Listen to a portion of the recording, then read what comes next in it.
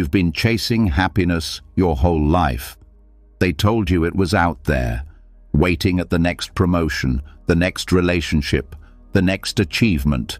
They told you once you got there, you'd finally feel whole. But here's the secret no one wants to admit. Every time you reach the finish line, it moves. Every win feels good for a moment, then slips through your fingers like sand, and you're left restless, tired, asking, why am I never enough? The truth is, happiness was never hiding out there. It was never something to run after, never something anyone else could give you. It lives quietly inside you, underneath the noise, underneath the constant chase. And Buddhism, an ancient path walked by millions before you, holds the key to uncovering it. Not through magic, not through escape, but through peace so steady it cannot be shaken. Imagine waking up tomorrow without that endless pressure in your chest.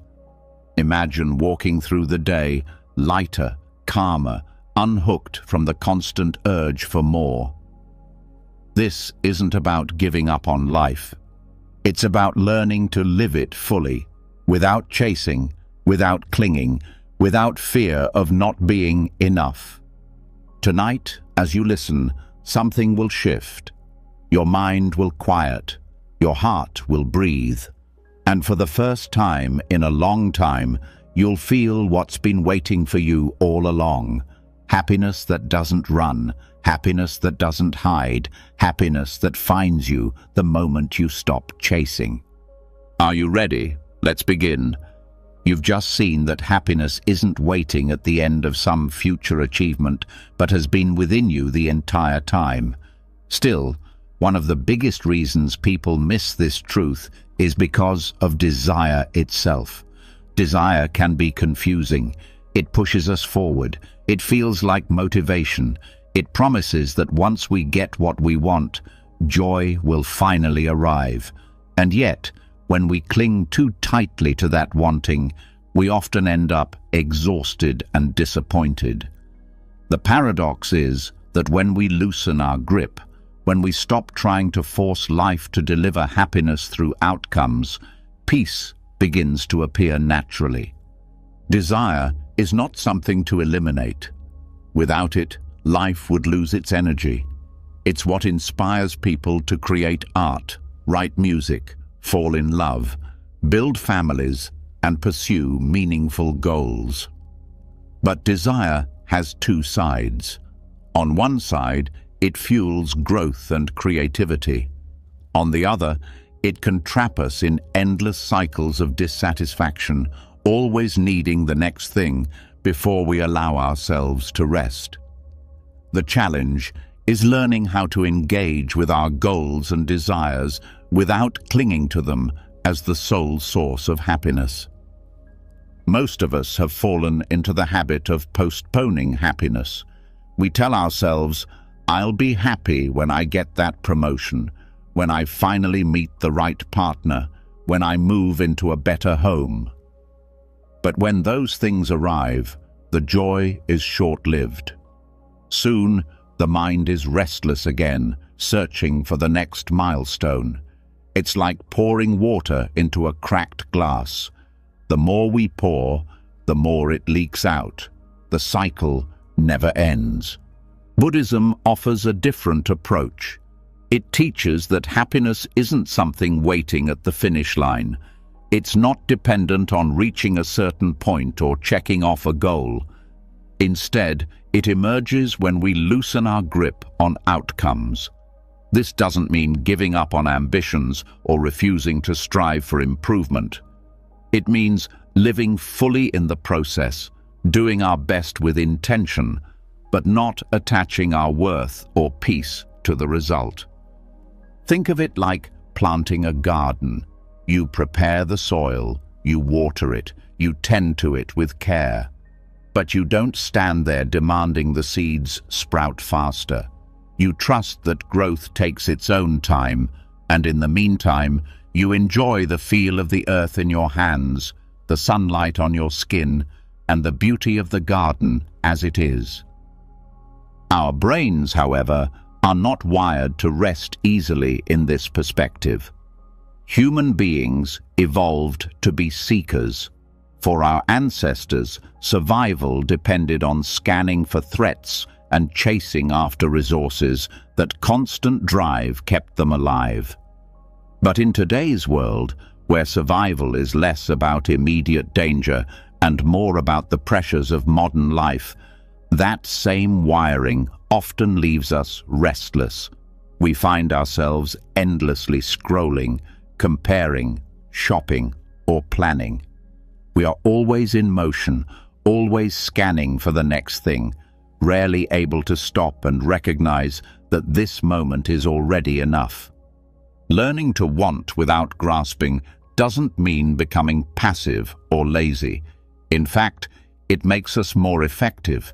When we act from a place of calm presence, our minds are clearer, our decisions sharper, and our energy steadier. Athletes often describe being in the zone, fully immersed in what they're doing, unburdened by worry about winning or losing. Ironically, this state of non-attachment is where their best performance emerges. The same is true in everyday life. The less we grasp at results, the more space we have to give our best effort. This is just as true in relationships. When love is burdened with heavy expectations, when we cling to how we think someone must behave or how much attention they must give, we create pressure that suffocates connection.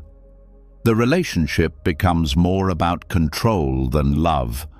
But when we give freely, without demanding, we allow space for love to flourish. To hold love lightly is to let it breathe. Just as holding a bird too tightly would harm it, so too does clinging harm relationships. The same principle applies to ambition. Society tells us that success defines worth. From a young age, we're taught to compete, to push, to sacrifice peace of mind in order to make it. But what do we really gain if success comes at the cost of our well-being? Buddhism invites us to shift our focus from the destination to the journey. Every step is life itself. Every moment spent striving is also a moment to live. When we stop obsessing over arrival, we start to see joy available right now. There's also an unseen cost to chasing, the subtle exhaustion it brings. Every time you tell yourself, "I'll only be happy when," you send a signal to your own heart that the present is not enough. This creates a quiet, ongoing tension. The body holds it, the mind carries it, and over time it becomes weariness that no amount of success can heal. That is why even people who seem to have everything often feel empty. They've spent years chasing but never paused to rest in the fullness of what already is. The solution isn't to suppress desire, but to transform the way we hold it. Instead of letting desire control us, we can observe it, question it, and let it guide us without enslaving us. When a desire arises, ask yourself, does this come from my deepest values or from a sense of lack? Am I chasing this because I believe it will finally make me whole, or because it expresses something meaningful? That reflection can reveal whether your desire is healthy fuel or just another trap. This is where mindfulness becomes a powerful tool. Mindfulness isn't about silencing every thought. It's about noticing what arises, desire, fear, craving, and recognizing it for what it is, a passing wave. You don't have to obey it, and you don't have to fight it. You can let it come, let it go, and stay grounded in awareness. When you do this, you discover that happiness isn't waiting on the other side of desire. It's already here, in the calm beneath the wave.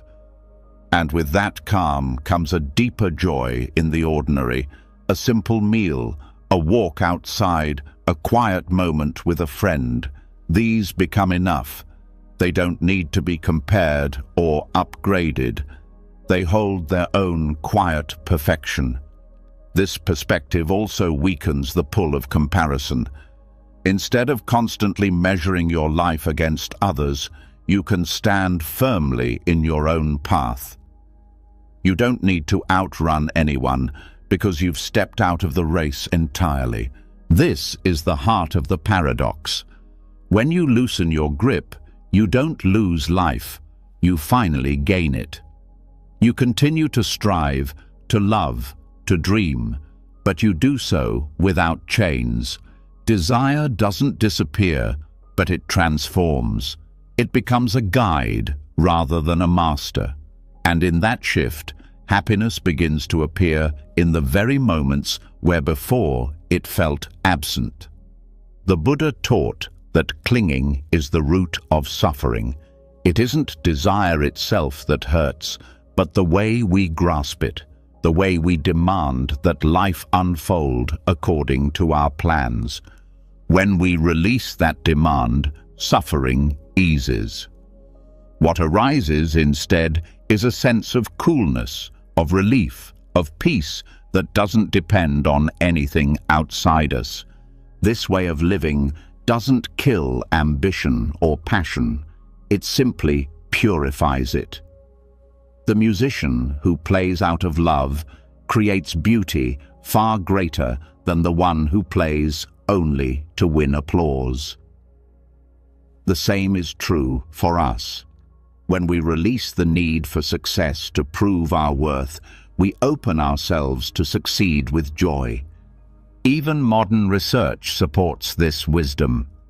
Psychologists studying flow states have found that people are happiest not when they achieve, but when they are deeply absorbed in the act of doing itself.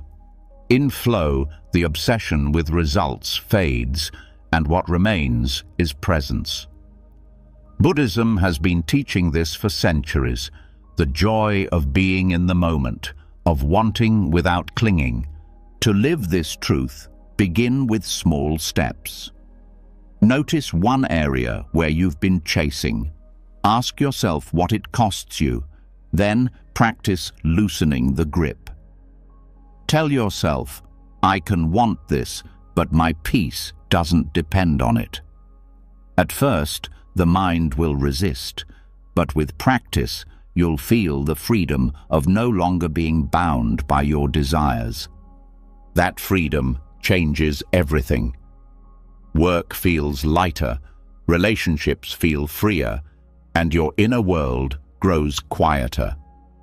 And in that quiet, happiness appears, not the brief high of achievement, but the steady peace of knowing that right now is already enough. This is the paradox of desire. To want without clinging, to strive without losing yourself, to love without chains. It's not easy, but it's possible. And once you begin, life transforms. The chase ends and living begins. And with this understanding, we move forward, because desire is only the beginning.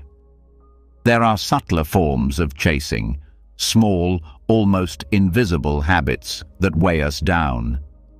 The paradox of desire teaches that freedom is found not in killing our wants, but in loosening our grip on them. Yet desire is only one layer of the chase. Beneath it, there are smaller patterns that run our days, subtle reflexes that keep us tied to unrest without us even realizing it. These patterns are not always about money, success, or love. Sometimes they show up in the smallest gestures, the urge to reply instantly to every message, the compulsion to have the last word, the habit of proving ourselves in conversations. They seem harmless, but they drain peace little by little. Learning to release them is a different kind of renunciation, one that doesn't require leaving your home or shaving your head, but one that asks for courage all the same. This kind of renunciation is quiet. It is not dramatic or heroic in the way people often imagine when they hear the word. It doesn't mean walking away from everything you love. It means noticing the micro-attachments that slip through unnoticed and choosing again and again to let them go. These micro-renunciations open space for calm, clarity, and balance to grow. And when practiced consistently, they shift the entire tone of your life. One of the simplest forms of renunciation is restraint in communication. Think about how quickly the urge arises to respond immediately when someone challenges you, criticizes you, or even simply texts you. The pull to defend, to explain, to reply instantly feels automatic, but it isn't. Each time you allow a pause before answering, you renounce the reflex of urgency. That pause is not weakness, it's wisdom. It gives you time to see the situation clearly instead of being dragged by impulse. Over time, this simple habit transforms interactions. You become calmer, more thoughtful, and less reactive. You start to notice how much peace is preserved when you don't feed the fire of urgency. Another powerful micro-renunciation is letting go of the need to win arguments. Many people waste hours of energy trying to prove they are right. The mind equates being right with being safe or respected. But clinging to this impulse often damages relationships and leaves us tense. When you practice releasing the need to win, even in small disagreements, you taste freedom. You begin to realize that peace is more valuable than victory. Often, what matters most is not proving a point, but maintaining harmony. This doesn't mean silencing yourself or allowing disrespect. It means recognizing that proving superiority brings no lasting happiness, while letting go strengthens your own stability. There is also the renunciation of speed. Modern life pushes us into constant motion. We hurry to finish meals, rush through conversations, and multitask through the day. But each time you choose to slow down, to chew your food with awareness, to listen fully without checking your phone, to walk without rushing, you practice renunciation. You release the habit of speed and reclaim the richness of presence. Slowness is not inefficiency. It is a refusal to be ruled by restlessness. It is saying no to the subtle chase of always needing to get somewhere else. Another layer of renunciation involves consumption. Not just food or possessions, but information. The endless scrolling, the compulsive checking of news, the pull to consume more and more digital content are all forms of chasing. Each time you set down the phone instead of reaching for it, you practice renunciation. Each time you choose silence over background noise or one book over 10 half-finished ones, you are quietly reclaiming focus. This is not about rejecting technology, but about recognizing when consumption is controlling you rather than serving you. Renunciation also appears in the realm of emotions. Often we believe that we must immediately act on our feelings. If we feel anger, we express it. If we feel fear, we retreat. If we feel desire, we pursue it. But emotions do not always need immediate expression. The practice of renunciation here means letting an emotion rise and fall without obeying it. For example, when irritation sparks, instead of sending the sharp reply, you breathe and let it soften. When jealousy stirs, instead of feeding it with stories, you watch it pass. This practice doesn't suppress emotions, it simply refuses to let them rule your actions. Over time, this kind of restraint builds immense inner strength. There is also the renunciation of self-importance. Much of human suffering is tied to the subtle desire to be seen, acknowledged, or praised. Every day, the ego whispers, "Show them you matter, prove your worth." Micro-renunciation here means noticing those whispers and choosing not to act on them. It might mean allowing someone else to take credit, declining the urge to broadcast every success, or stepping back instead of pushing to be noticed. Each time you do this, you release the weight of constantly needing affirmation. Slowly, you discover that your value doesn't depend on external recognition. It shines naturally, without being advertised. The renunciation of over-explaining is another quiet but powerful practice. Many of us feel compelled to justify ourselves in every situation. We explain our choices, our mistakes, even our silences, often far more than necessary. This urge is driven by fear of judgment. But when you let go of the need to explain endlessly, you reclaim dignity. You begin to trust that your worth doesn't need defending. This renunciation creates space for self-respect and frees you from the exhausting chase of proving yourself to others. There is also renunciation in desires for perfection. The need to perfect every detail, to polish, to correct, to never make mistakes, is another form of grasping. Letting go here doesn't mean becoming careless. It means releasing the obsession with flawless outcomes. It means finishing a task with care and then allowing it to be enough. This micro-renunciation breaks the cycle of endless dissatisfaction and teaches you to find peace in completion rather than in impossible ideals. Even in conversation, renunciation has its place. The subtle compulsion to interrupt, to dominate, or to turn the focus back on yourself is a habit of clinging.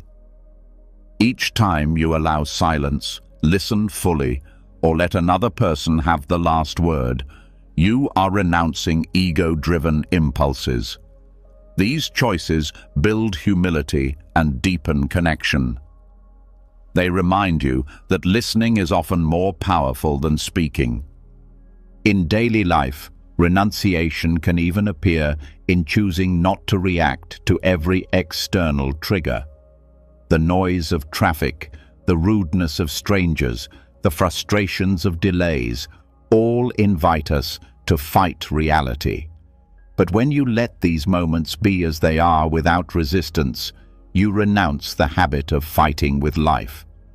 This doesn't mean passivity, it means conserving your energy for what truly matters. Each time you refuse to engage in unnecessary battles, you strengthen your inner calm. Another form of renunciation is simplicity.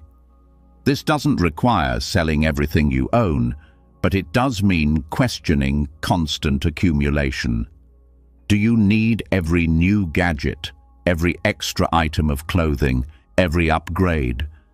Each time you choose sufficiency over excess, you are renouncing the chase of material satisfaction. This doesn't impoverish life, it enriches it. Simplicity clears space for what truly brings meaning. Renunciation also shows itself in silence. Our culture glorifies constant talking, sharing, and noise, but choosing silence, even briefly, is a profound act of letting go.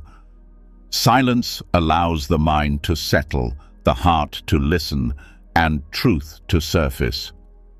When you stop filling every gap with words, you renounce the fear of emptiness. In that emptiness, you discover presence. There is also the renunciation of control. We often cling to the illusion that we can control how people act, how outcomes unfold, how the future plays out. But control is mostly an illusion. Each time you release the need to direct every detail, you practice renunciation. Letting life move without your constant interference allows both you and others to breathe. It teaches trust in people, in processes, and in the unfolding of time. Even the way we handle pleasure can be transformed through renunciation. Instead of indulging until pleasure turns into dullness or craving, you can choose to stop at enough. Whether in food, entertainment, or comfort, this practice teaches balance. You discover that savoring a little brings more joy than overconsumption. The renunciation of excess does not kill joy. It preserves it. Renunciation in microdoses is not dramatic, but it is powerful because it reshapes the nervous system. Each time you release a small attachment, your body learns to live with less tension. Your mind learns to trust stillness. Your heart learns that peace is not found in more, but in enough. These tiny practices accumulate. Over time, they create a life that feels lighter, freer, and more spacious. This path is not about grand gestures. It is about the daily discipline of letting go in small ways. Choosing silence over noise, peace over winning, presence over speed, simplicity over excess, listening over proving. Each act may seem insignificant on its own, but together they build a foundation of inner freedom. And as these micro-renunciations grow, you realize something profound. The power of renunciation is not in loss, but in gain. You gain clarity, strength, calm, and space. You gain the ability to meet life as it is, without needing it to constantly serve your desires. You gain freedom from the subtle chains that once seemed invisible. When you practice small acts of letting go, you begin to taste the ease that comes from not being ruled by every impulse. Yet, there is a deeper layer to all of this, one that sits beneath both desire and renunciation. It is the ongoing effect of chasing itself. Every time the mind runs after something, it leaves a mark. These marks build upon one another and begin to shape how you see the world, how you feel within yourself, and how you act in the future. This is where the idea of karma becomes important, not as punishment or reward, but as the natural imprint of your choices and patterns. The chase carries a hidden cost. On the surface, it looks like motivation, ambition, or drive. Underneath, it drains energy in ways you rarely notice until exhaustion sets in. The constant push toward the next thing doesn't just tire the body. It weaves dissatisfaction into the very fabric of the soul. Each time you chase, you tell yourself that what is here is not enough. That message digs deep and becomes a habit of mind, a default way of meeting life. Over years, this builds into a karmic pattern, a repeating cycle where dissatisfaction gives birth to more dissatisfaction. This exhaustion is subtle.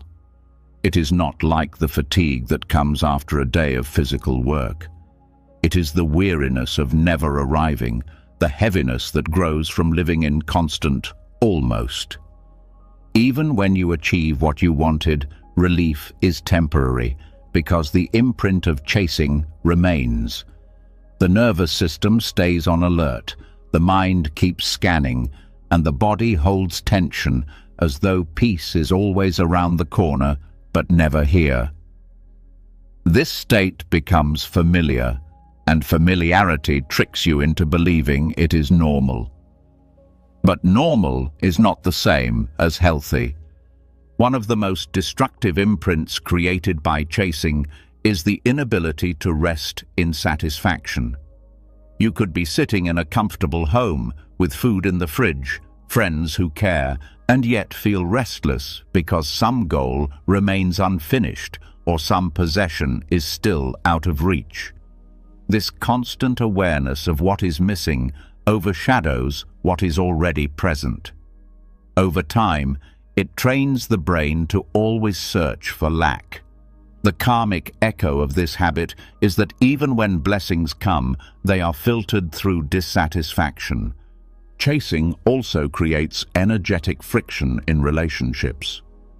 When you approach others with hidden agendas, seeking validation, attention, or proof of your worth, you leave behind subtle imprints of pressure and expectation.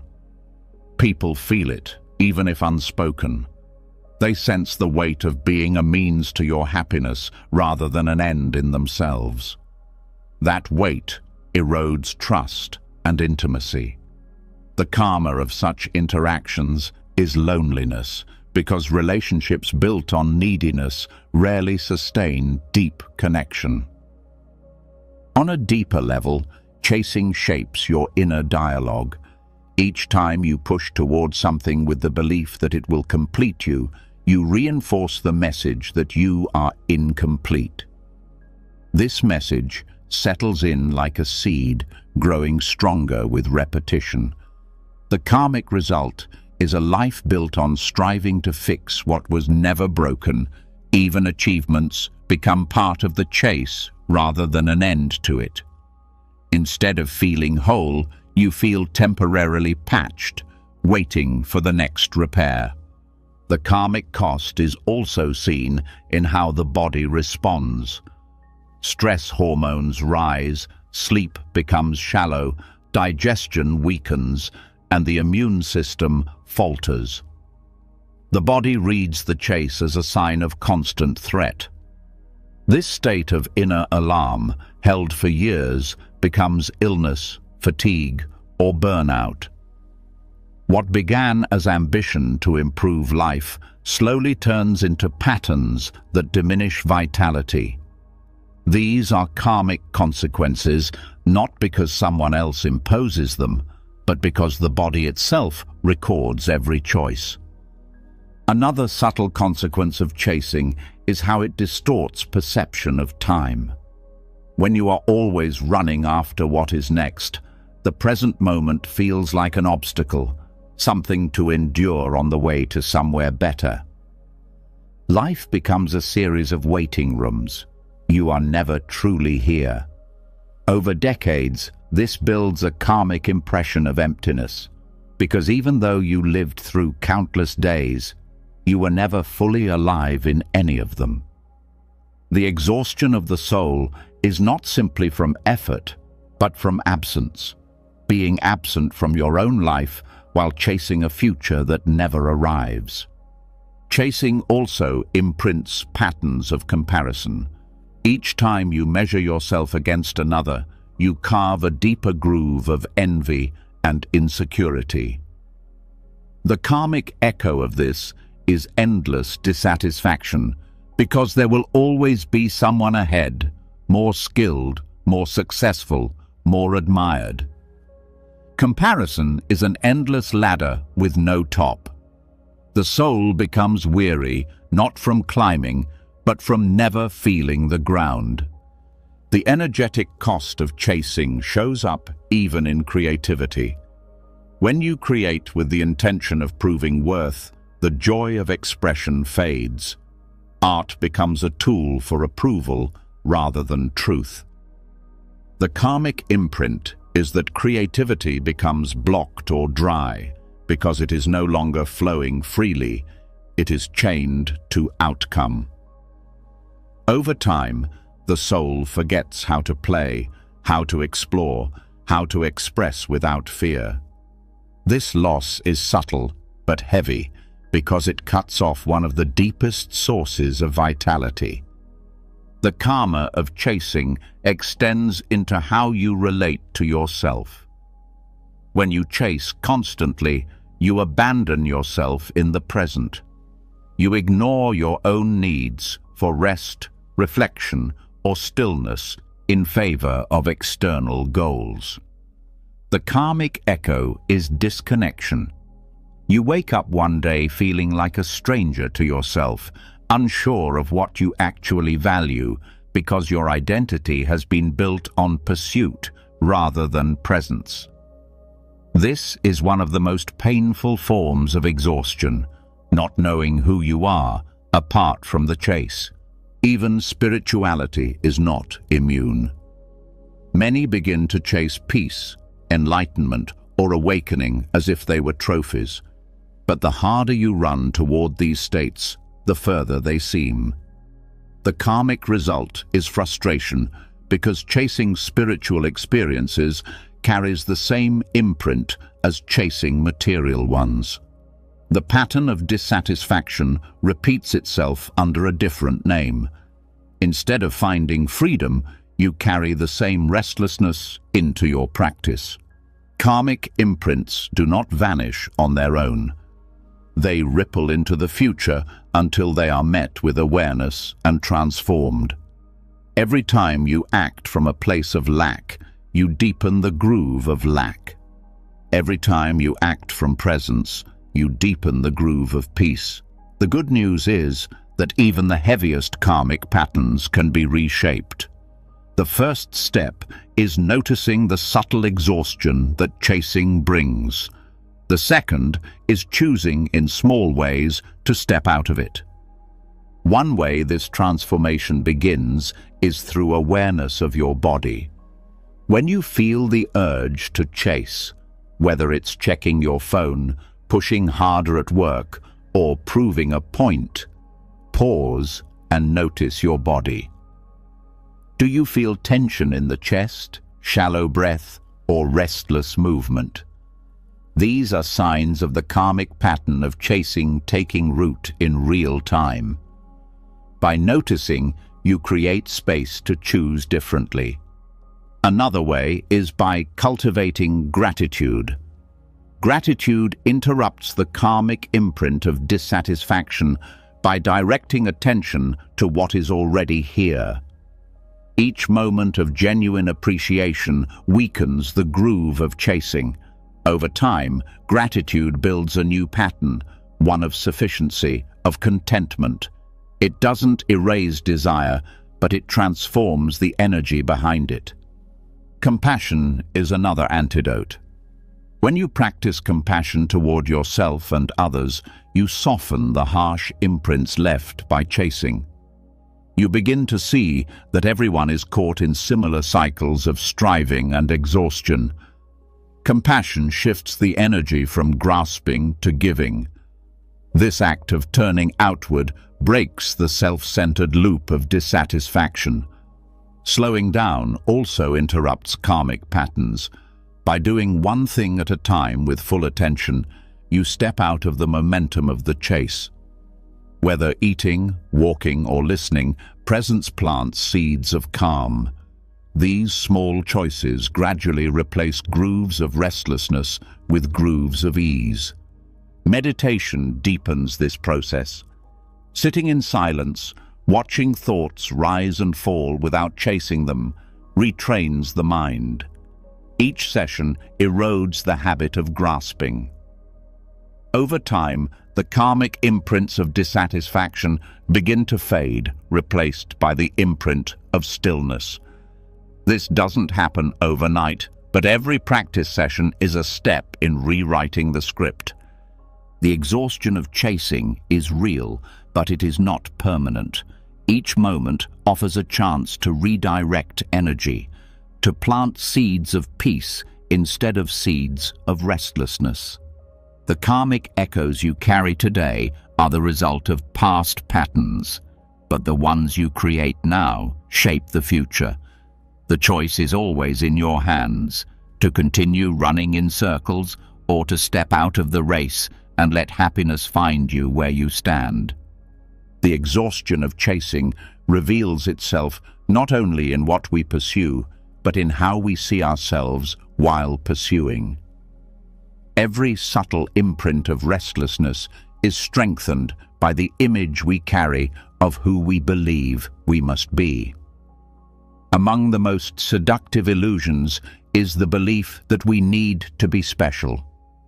It appears innocent, even inspiring, yet this attachment creates some of the heaviest chains.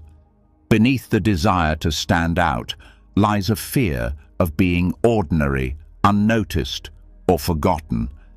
And it is this fear, more than anything outside us, that keeps the soul restless. The drive to be special begins early. From childhood, we are praised for being smarter, faster, prettier, or more talented than others. Approval becomes linked with being different. Over time, we internalize the belief that our worth depends on being exceptional. The mind builds an identity around uniqueness, and any threat to it feels like an attack on our very existence. This is why criticism stings so deeply and why comparison burns like fire. It isn't just about others doing well. It is about the fear that our specialness is slipping away. The trouble with attaching to specialness is that it creates endless insecurity.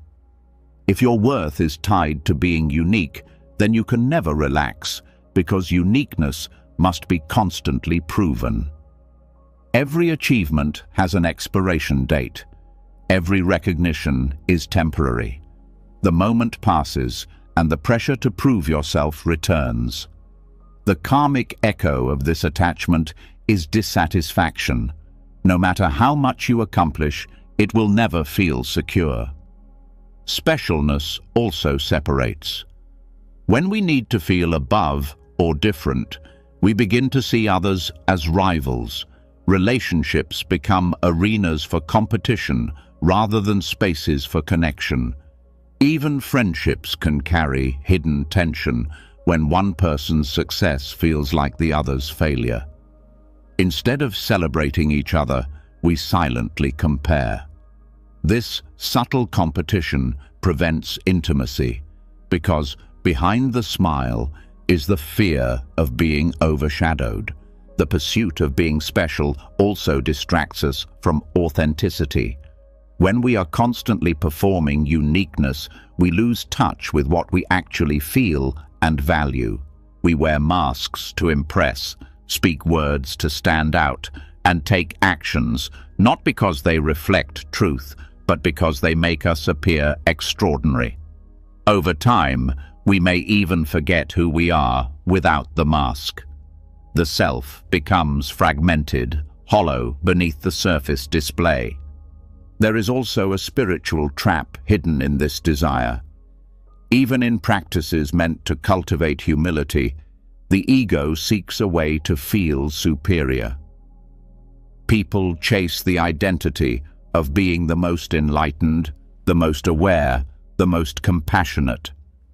But this too is a form of specialness, and it carries the same dissatisfaction. The peace promised by spirituality slips away when the practice becomes another stage for the ego to perform. Letting go of being special does not mean erasing individuality. It means dissolving the desperate clinging to uniqueness as the foundation of worth. When you loosen this grip, you begin to see that true peace comes not from standing above, but from standing within. You don't need to compete for air. You already breathe. You don't need to prove your place in the world. You already exist. The relief that comes with this letting go is profound. Without the pressure to be extraordinary, you find freedom in simplicity. A quiet walk, a shared meal, a kind word. These no longer feel like interruptions to greatness, but as life itself. You begin to notice the beauty of being part of the whole, not separate from it. The mind, once obsessed with comparison, softens into connection. There is a gentleness that arises when you no longer need to prove yourself. Criticism loses its sting because it no longer threatens your identity. Praise loses its grip because it is no longer the source of your worth. Both become passing breezes rather than defining winds. This balance creates stability. You are steady because your foundation is not in external validation, but in the simple fact of being. When the attachment to specialness dissolves, compassion deepens. No longer seeing others as rivals, you can meet them as equals. Their joys don't diminish you. Their struggles don't elevate you. This shift transforms relationships. Connection grows where competition once lived. Trust builds where insecurity once lurked. In community, this change is powerful. Harmony replaces division. Support replaces envy. On a personal level, creativity flourishes when freed from the demand to be unique. When art, work, or expression no longer carries the burden of proving specialness, it becomes play again. Creativity returns to its natural flow, unforced and joyful. Ironically, the most genuine originality often emerges when you stop trying to be original. True uniqueness arises from authenticity, not from effort. The peace of letting go also transforms ambition. You still pursue goals, but they are not weighted with the need to prove worth.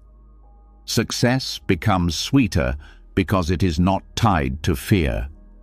Failure loses its power to crush because it does not strip you of identity. Ambition becomes healthier, rooted in exploration and contribution rather than desperation. Letting go of specialness also changes how you experience time.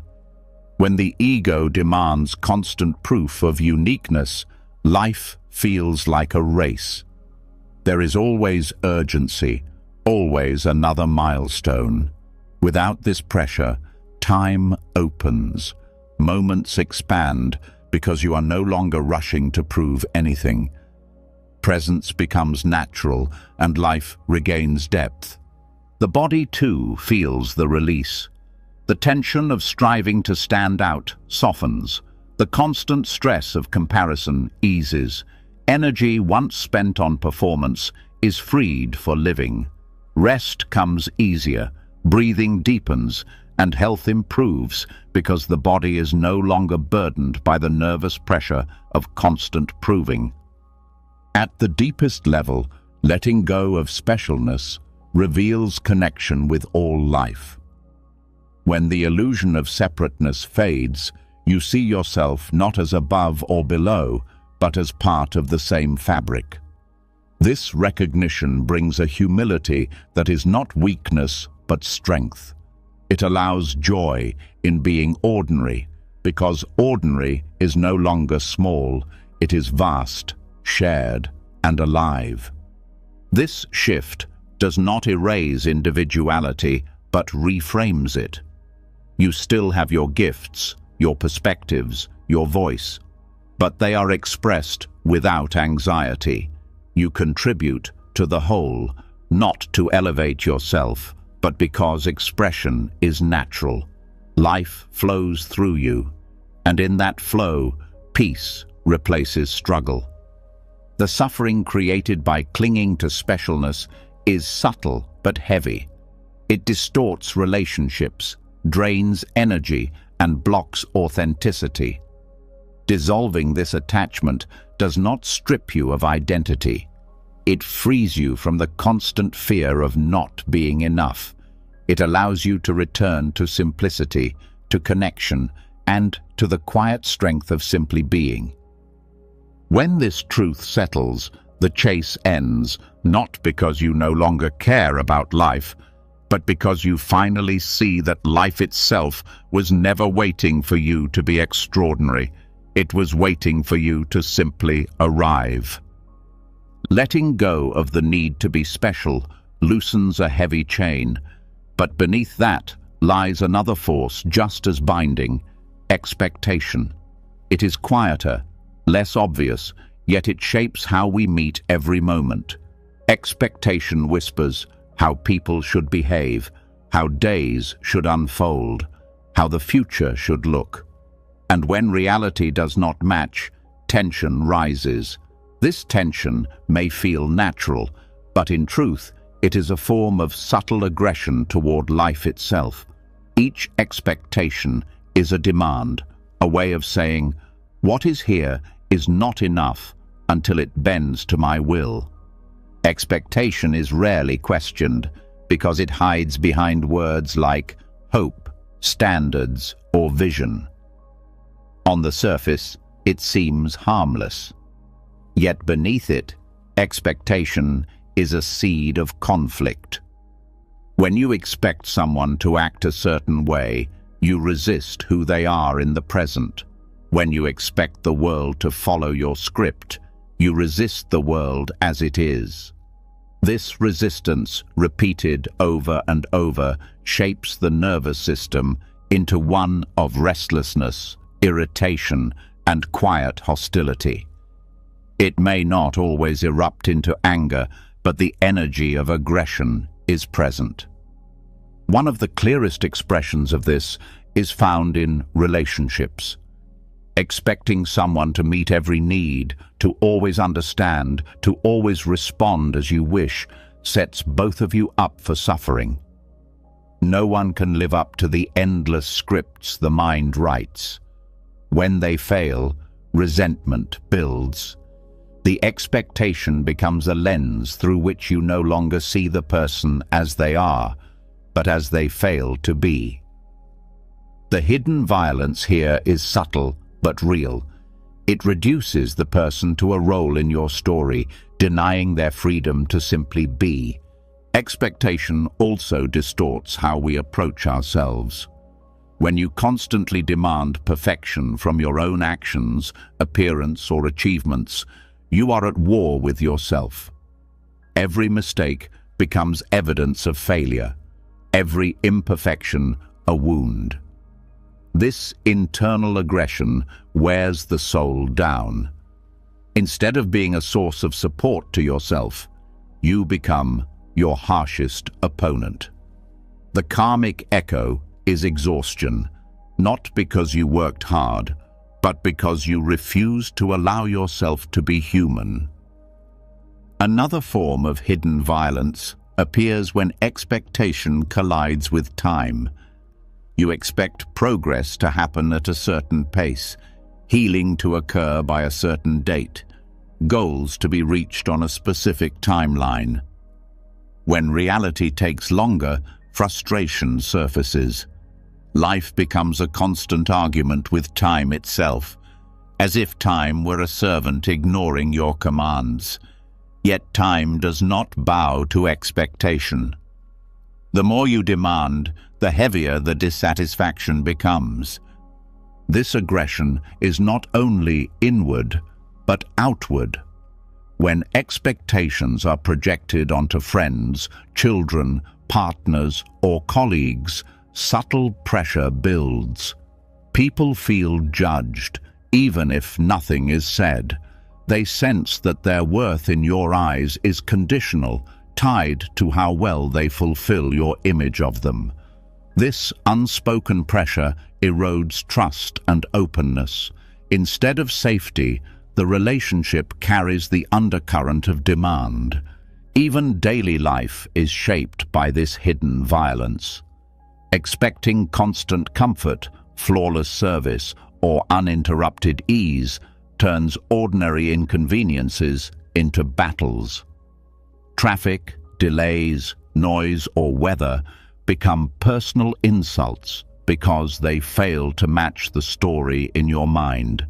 Each unmet expectation feels like an attack, and so you respond with irritation, as if reality itself were an enemy. This constant friction is one of the deepest sources of unhappiness, and yet it often goes unseen. The practice of loosening expectation does not mean abandoning standards or drifting aimlessly. It means replacing demand with openness. Instead of saying, "This must be so," you say, "Let me meet what is here." This shift turns aggression into gentleness. When people are freed from your expectations, you meet them with curiosity rather than judgment. When life is freed from your demands, you begin to notice details you once missed. Rain is no longer an obstacle, but water nourishing the earth. Silence is no longer emptiness, but space to breathe. Gentleness toward reality does not weaken you. It strengthens resilience. When you no longer cling to rigid outcomes, you adapt with ease. Disappointments shrink because they are no longer violations of your story. They are simply part of life unfolding. This flexibility allows you to conserve energy and meet challenges without bitterness. A powerful practice in dissolving expectation is observing language. Notice how often thoughts begin with should. People should treat me this way.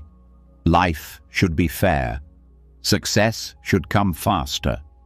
Each should is a weapon, subtle but sharp, cutting at reality. By softening this language, shifting from should to could or may, you transform inner aggression into openness. This could happen creates space. This may change allows breathing room. Small shifts in words create profound shifts in energy. Another practice is gratitude. Gratitude interrupts expectation by highlighting what is already here. When you are grateful, you are not demanding more. You are acknowledging enough. This softens the habit of aggression and trains the mind to notice sufficiency instead of lack. The more you practice gratitude, the less grip expectation holds, because contentment grows naturally. Compassion, too, dismantles expectation. When you recognize that others are also carrying their struggles, you release the demand for them to fit your scripts. Compassion sees people as whole, not as characters failing in your play. This creates room for deeper connection, because the relationship is based on acceptance rather than performance. Meditation is another doorway. Sitting in silence, you witness the constant stream of expectations rising in the mind. You see how quickly the mind writes scripts about how things should be. By watching without obeying, you weaken the habit. The mind slowly learns that it can release demands without losing safety. The nervous system settles, and a gentler way of being takes root. Letting go of expectation also changes how you approach goals. Instead of chasing with desperation, you act with intention while allowing outcomes to unfold. You still plan, work, and hope, but without the rigidity of demand. Success then becomes sweeter because it is free from pressure. Failure becomes softer because it is no longer a collapse of identity, but simply part of the process. In everyday life, this gentleness manifests in patience. When you stand in line without irritation, when you listen without interrupting, when you let events take their natural pace, you embody non-aggression. These small acts accumulate, slowly reprogramming the mind away from hostility toward reality. The hidden violence of expectation weakens joy because it creates constant conflict between the world as it is and the world as you demand it to be. By loosening this grip, you step into alignment with life rather than against it. The gentleness that arises is not passive, it is steady, clear, and unshakable. It allows you to move through challenges with calm and to meet others with warmth. It replaces the heavy armor of demand with the lightness of acceptance. Expectation, left unchecked, fuels suffering. But when transformed, it becomes an opportunity for deep peace. Every moment you release a demand, you reclaim energy. Every time you soften a should, you create space for joy. In this space, the world is no longer an enemy to conquer, but a partner to walk with. And in that partnership, gentleness becomes not just a practice, but a way of being. When expectation softens, a new kind of space begins to open. The mind is no longer locked in battle with how life should be, and in that release, something easily overlooked comes into focus, the ordinariness of life itself. What was once dismissed as routine or insignificant reveals itself as the ground of peace. Yet most people miss this because they are conditioned to chase peak experiences. They believe happiness will come in grand moments, once-in-a-lifetime achievements, spectacular adventures, or dramatic turning points. Ordinary days seem dull in comparison, but this belief is the very reason contentment slips away. The pursuit of peak experience creates a hunger that cannot be satisfied. Even when extraordinary moments arrive, they vanish quickly, leaving a craving for more. The contrast between the high of the peak and the rhythm of daily life feels unbearable. Without realizing it, you train yourself to despise the very fabric of existence, the simple, repeated patterns that make up most of your days. The karmic imprint of this is a life that feels perpetually incomplete, as though something better is always missing just beyond reach.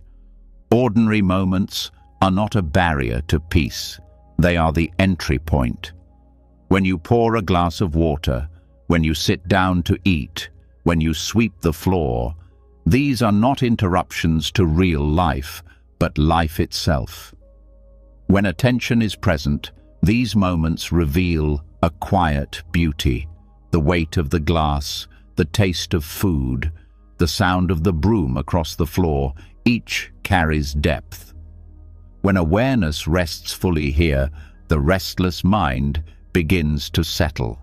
The need for peaks fades because the valley is no longer barren, it is alive. This recognition transforms relationships as well. Many people wait for grand gestures, anniversaries, surprises, declarations to feel love. But true intimacy is woven in ordinary exchanges, the way someone listens, the tone of voice in daily conversation, the small acts of care unnoticed by the outside world. When you begin to value these, love deepens. Expecting constant fireworks weakens relationships, but honoring the everyday builds trust and tenderness. There is a liberation that comes when you stop measuring life by its highs. You no longer fear boredom because boredom itself becomes a signal to pay closer attention. What feels dull is often simply unnoticed. The texture of a quiet afternoon, the shifting of light across a room, the sound of footsteps outside, all hold richness when the mind is not racing past them. Presence reveals that there is no such thing as ordinary. There is only unnoticed extraordinary. This way of living also heals the nervous system. The constant hunt for stimulation keeps the body on edge, chasing dopamine spikes that quickly crash. By resting in ordinary rhythms, the body recalibrates. Breathing slows, digestion steadies, sleep deepens. The nervous system learns safety not in extremes, but in steadiness. This is why monks sweeping courtyards or farmers tending fields often radiate calm. Their lives are built on honoring repetition rather than resisting it. The liberation of ordinary moments also dismantles the culture of comparison. In a world where social media glorifies highlights, it is easy to feel inadequate in the face of others' peaks. But when you learn to find sacredness in your own routines, comparison fades.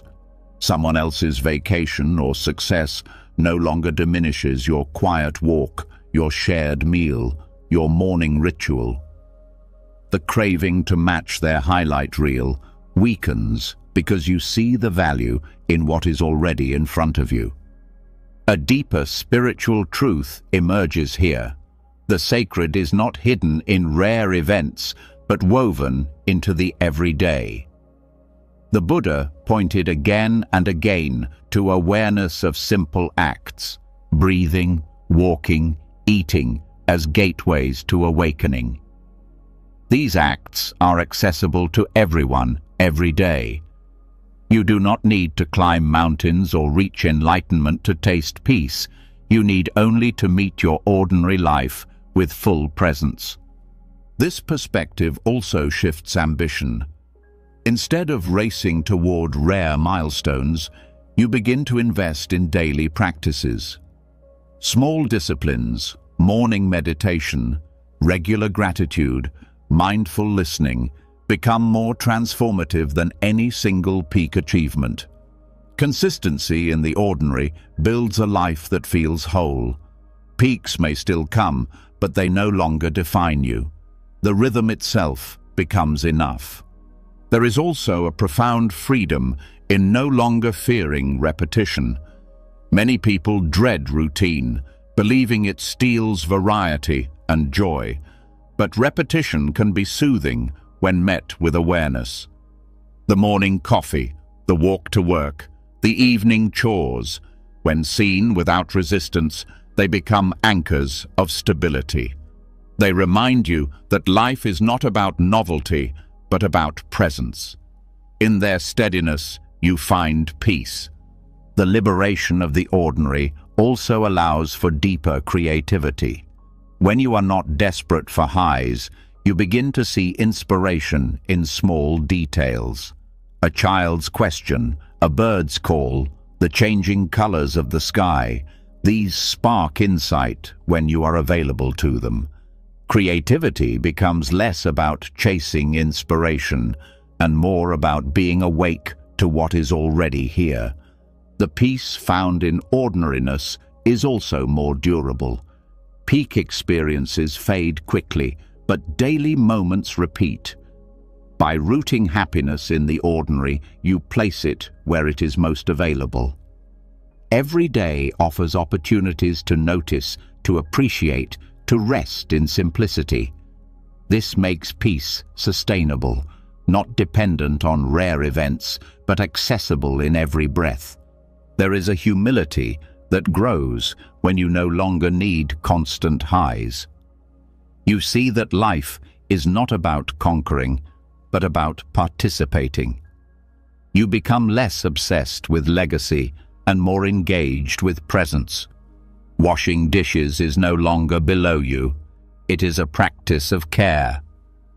Waiting in line is not wasted time. It is a chance to breathe. Humility replaces arrogance, and peace replaces striving. This shift also heals relationships with yourself. When you value ordinary moments, you stop demanding that every day be extraordinary. You allow yourself to rest, to have quiet days, to not always be achieving. This self-acceptance lifts pressure and creates room for genuine rest. It is a renunciation of self-aggression, a gentle honoring of your humanity. Ordinary life also reveals interconnection. When you notice the small acts that sustain you, the farmer growing food, the worker maintaining roads, the stranger holding a door, you begin to see how deeply your life is supported by countless others. Gratitude for these invisible connections grows, replacing isolation with belonging. The liberation of ordinary moments shows that joy does not need to be sought. It is discovered. It is found in the taste of tea, the warmth of sunlight, the rhythm of breath. When you learn to rest here, the chase ends not because you give up on happiness, but because you see it was never missing. Every day, in countless small ways, it is already present. When you learn to honor the simplicity of daily life, you begin to see that peace does not depend on dramatic events, but on the quality of awareness you bring to each moment. This opens the door to an even subtler truth, one that often goes unnoticed because it hides in silence rather than in activity. There is a quiet gap between desires, a space so ordinary that most people miss it. Yet it is within this space that happiness rests most naturally. Desire arises like a wave. It builds in the mind and body, carrying tension and urgency. Once satisfied, the wave falls and dissolves. Between one desire fading and the next arising, there is a pause. This pause is not empty but full of ease. It is the short moment when the mind is not reaching, not demanding, not grasping.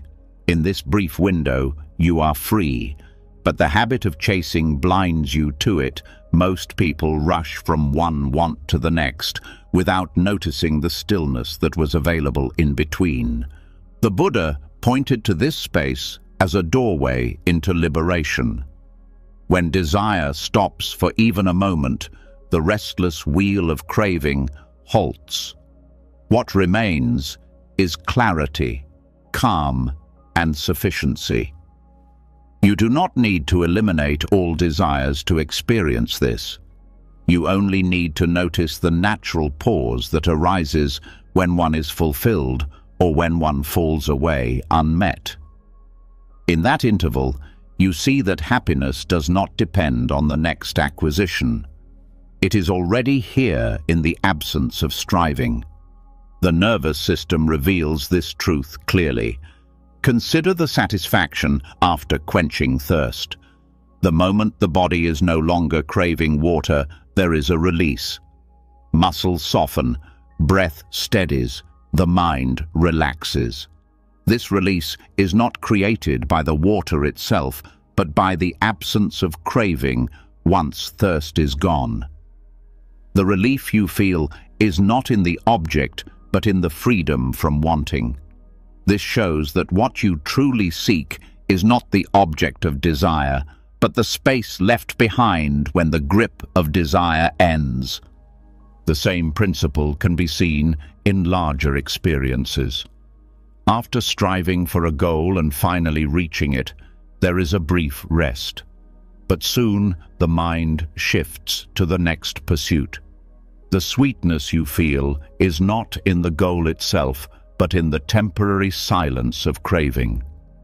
If you do not see this, you will keep chasing new goals, believing the object provides happiness, when in reality it is the pause that does. This misperception fuels endless striving because the source of joy is misidentified. Learning to recognize this space changes everything. You begin to see that freedom is not at the end of desire, but between desires. By bringing awareness to these pauses, you cultivate a direct taste of peace. Meditation strengthens this recognition. As you sit in stillness, you watch thoughts of wanting rise and fall. Between them, silence appears. At first, it feels fleeting, but with practice, you see it is always present, waiting behind the noise of the mind. The more attention you give it, the more expansive it becomes. This understanding also softens attachment. When you know that the real sweetness comes from the pause after desire ends, the objects themselves lose their power. You can enjoy them without clinging, because you know they are not the true source of happiness. This breaks the cycle of compulsion. You eat the meal, enjoy it, and let it go. You achieve the goal, celebrate, and release it. No longer do you exhaust yourself trying to make temporary experiences permanent. The space between desires also transforms relationships. Much conflict arises from unmet expectations and constant demands on others. When you learn to rest in the intervals, you no longer place impossible pressure on people to complete you. You give them room to be, and in that room, love grows more naturally. Instead of clinging, you find connection. Instead of chasing validation, you find contentment in shared presence. This shift has profound effects on health. The cycle of craving and grasping keeps the body in a state of stress. Restlessness activates tension, elevates heart rate, and clouds sleep. By resting in the pauses, the body learns relaxation, not as an accident, but as a practice.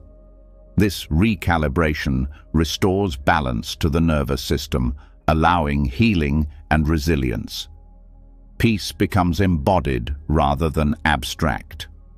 The space between desires also reveals something essential about identity. Much of who you think you are is tied to striving. The roles you play, the achievements you seek, the image you project. But in the pause, all of that falls away. You are not striving to be anything, you are simply present. This glimpse shows you that your true nature is not tied to roles or accomplishments. It is awareness itself, silent, steady, and free. Noticing this space requires training because the mind is conditioned to rush past it. A useful practice is to pause after completing small tasks.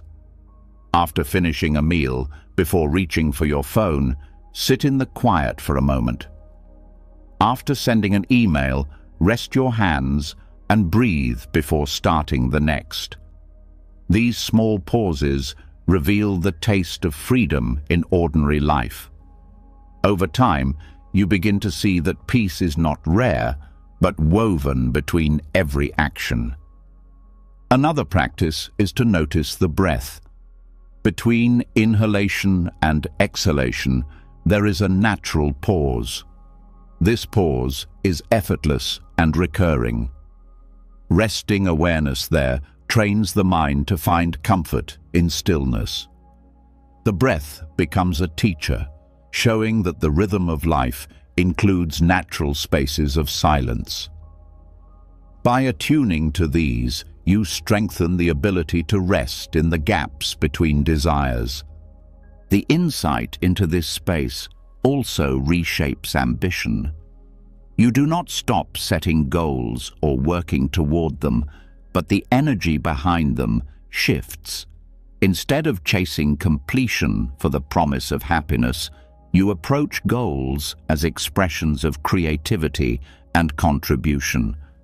You know that peace is not at the finish line, but available throughout. This makes effort lighter, more joyful, less desperate. Success and failure both lose their sting, because neither defines your access to contentment. Culturally, this wisdom is radical. Consumerism thrives on convincing you that happiness is in the next purchase, the next upgrade, the next experience. Recognizing that joy arises in the absence of craving undermines this cycle. It frees you from manipulation and restores sovereignty over your inner state. You are no longer at the mercy of advertising or comparison, because you know the real treasure is already within you, always accessible in the pauses.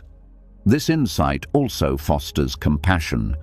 When you see how craving drives suffering, you recognize that others are caught in the same cycle. You feel less judgment and more understanding toward their struggles. Compassion arises not from superiority, but from shared humanity. You know the relief of the pause, and you wish that ease for others as well. Ultimately, the space between desires points to the heart of Buddhist teaching, that suffering is not created by life itself, but by the grasping of the mind. When grasping stops, even briefly, suffering ends. The pause reveals this truth directly. You do not need to wait for enlightenment to glimpse it. You can taste it now, in the silence that follows every craving. With awareness, these glimpses grow longer and more stable, until they become the foundation of how you live. Happiness hides in this space, not because it is rare, but because it is overlooked. The mind rushes to the next want, blind to the freedom already present. By slowing down, by attending to the intervals, you uncover the secret that peace is not in acquiring, but in the absence of grasping. The chase ends not by force, but by recognition. The joy you seek is already here, waiting in the stillness between desires. When the hidden piece of the space between desires begins to reveal itself, the mind often resists. It is not used to stillness, and so it looks for another way to stay busy. Instead of resting, it finds new forms of movement, and one of the most seductive disguises it creates is busyness. Busyness looks productive, it looks responsible, it looks like progress. But beneath the surface, it often carries the same energy of chasing, just dressed in more respectable clothing. Busyness is praised in modern culture. To be busy is to be important. People wear it like a badge, answering questions about their lives with long lists of commitments, as if fullness of schedule equals fullness of meaning. But this is often an illusion. Many stay busy not because everything they do is necessary, but because slowing down would force them to face the unease that silence reveals. Busyness becomes a refuge, a place to hide from stillness, from emptiness, from unresolved emotions. The danger of this false refuge is that it drains without fulfilling. You can fill every hour with tasks and still feel hollow at the end of the day. The cycle is addictive.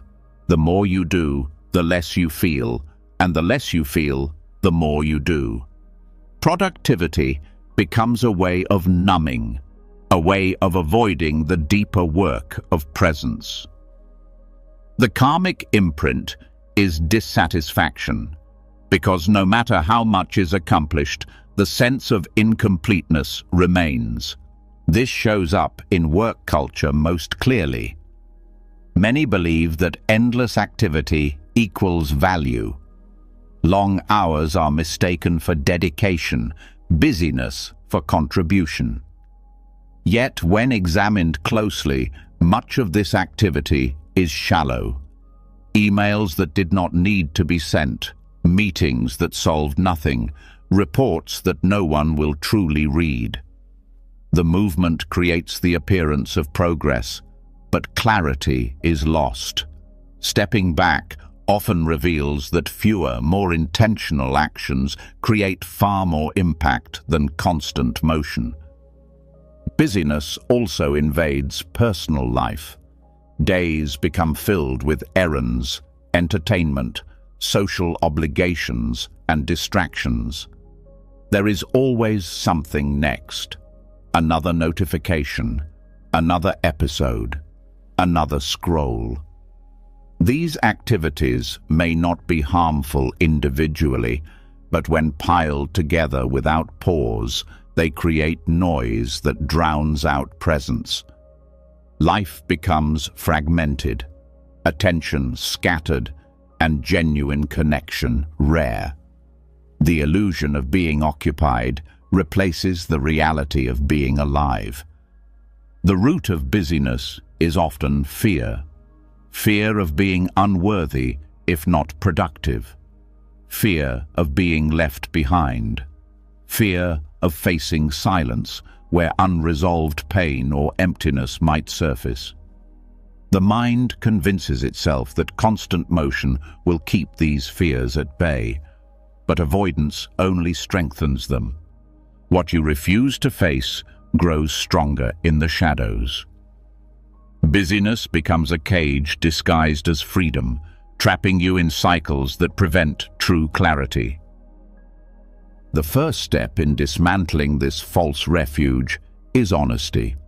You must ask whether the things filling your day are truly essential or whether they are distractions dressed as duties. This inquiry can be uncomfortable because it threatens identities built around being efficient, reliable, or successful. But when you see clearly, you begin to notice how much of your life energy is spent on tasks that serve ego more than purpose. Clarity arises when you step back and create space. When you pause before saying yes to another responsibility, you give yourself room to ask, does this align with what truly matters? When you leave empty time in your schedule, you discover that life does not collapse. Instead, you find breath, rest, and openness. In that openness, insights appear. Decisions become clearer, priorities more obvious. What once seemed urgent is revealed as trivial. This stepping back does not mean abandoning responsibilities. It means engaging with them consciously rather than compulsively. Washing dishes with awareness, writing one meaningful email instead of 10 rushed ones, spending time with a loved one without distraction. These are not less productive. They are deeply productive because they preserve energy and cultivate presence.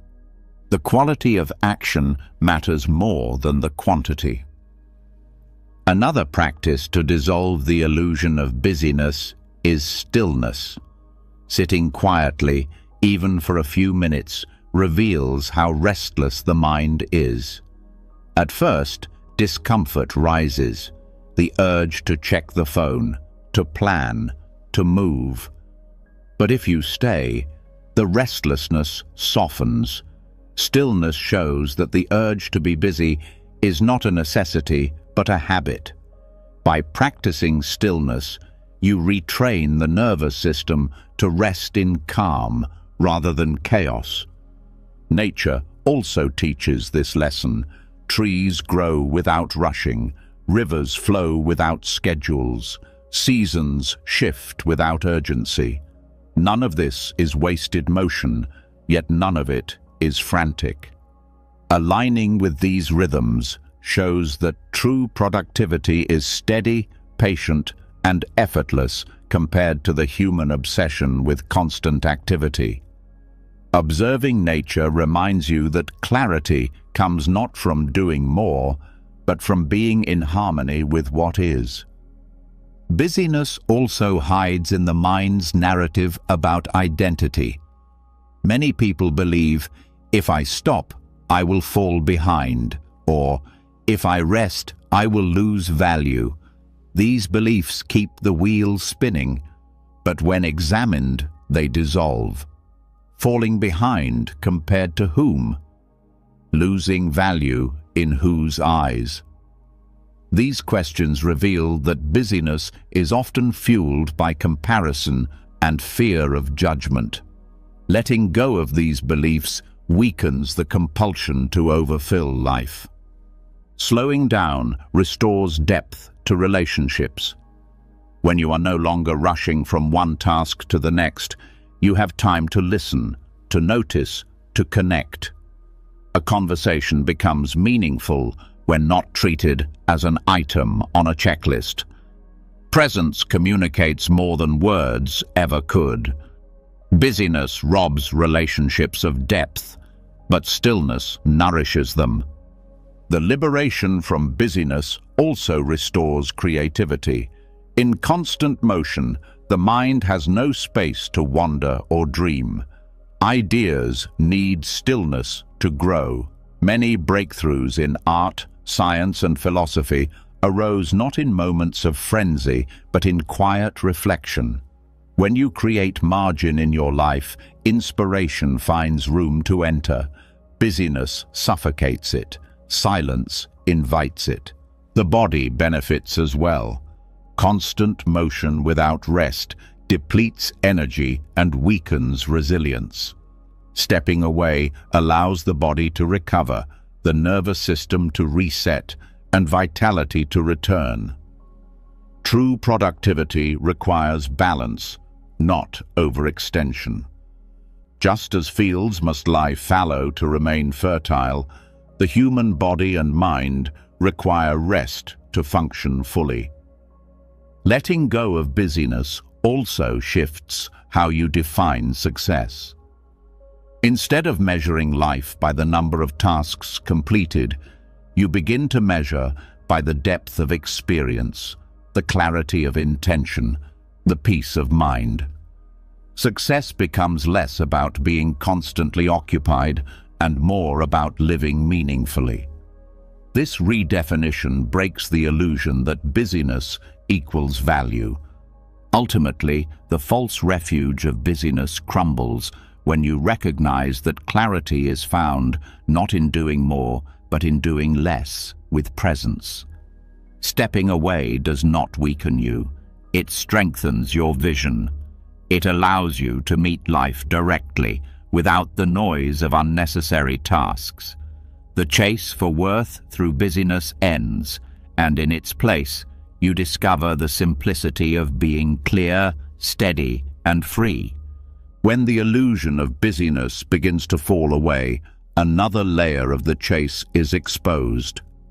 Even when the calendar is cleared, even when the body slows, the mind often remains restless. It begins to search for something just out of reach, something that promises to make the present worthwhile. This is the ego's addiction to next. It is the quiet, insistent voice that says, "The next job will complete me, the next partner will heal me, the next stage of life will finally bring peace." Beneath its tone lies a belief that what is here can never be enough. This addiction to what comes next is deeply woven into culture. From childhood, people are told to look ahead, to the next grade, the next achievement, the next step in the ladder of life. The habit becomes automatic, so much so that most do not see it as a choice. The mind lives in perpetual anticipation, rarely resting in the present. Even celebrations of success are short-lived, quickly replaced by new targets.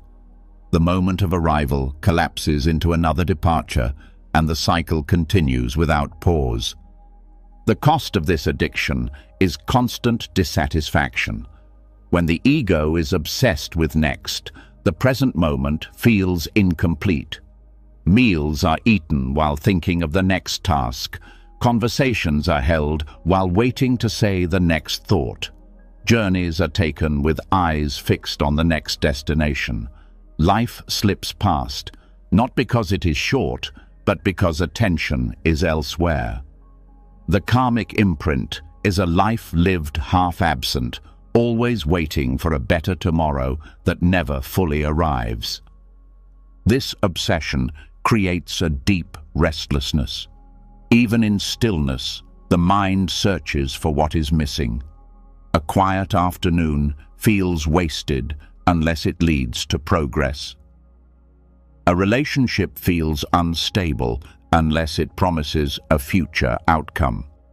An achievement feels hollow unless it secures the next step. The ego thrives on forward motion, but the soul is drained by it. Restlessness becomes the background noise of life, so constant that it begins to feel normal. The addiction to next also corrodes relationships. When people are seen only as steps to the next phase, partners as means to marriage, colleagues as means to promotion, friends as means to opportunity, they are no longer valued for themselves. This instrumental view breeds disconnection. Relationships lose depth because they are filtered through the lens of utility. True intimacy requires presence, but presence is impossible when the mind is already living in what comes after. Career and ambition are fertile grounds for this addiction. The culture of constant advancement teaches that value lies in upward motion. The next job title, the next salary bracket, the next recognition becomes the measure of worth. But even at the peak of achievement, the pattern continues. There is always another horizon, another comparison, another way to feel behind. The ego convinces you that peace lies in the next promotion, but when it arrives, peace does not stay. The habit itself is the problem, not the object pursued. The addiction to next also manifests in personal identity. People tell themselves, "I will be happy when I lose weight, when I move to a better city, when I start fresh."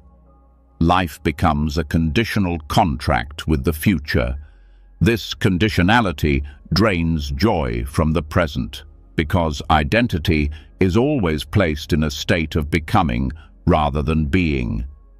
The sense of self feels unstable, always waiting to be validated by the next change. This constant reaching reshapes the nervous system. The body lives in a state of subtle tension, anticipating what comes after. Sleep is shallow because the mind rehearses tomorrow.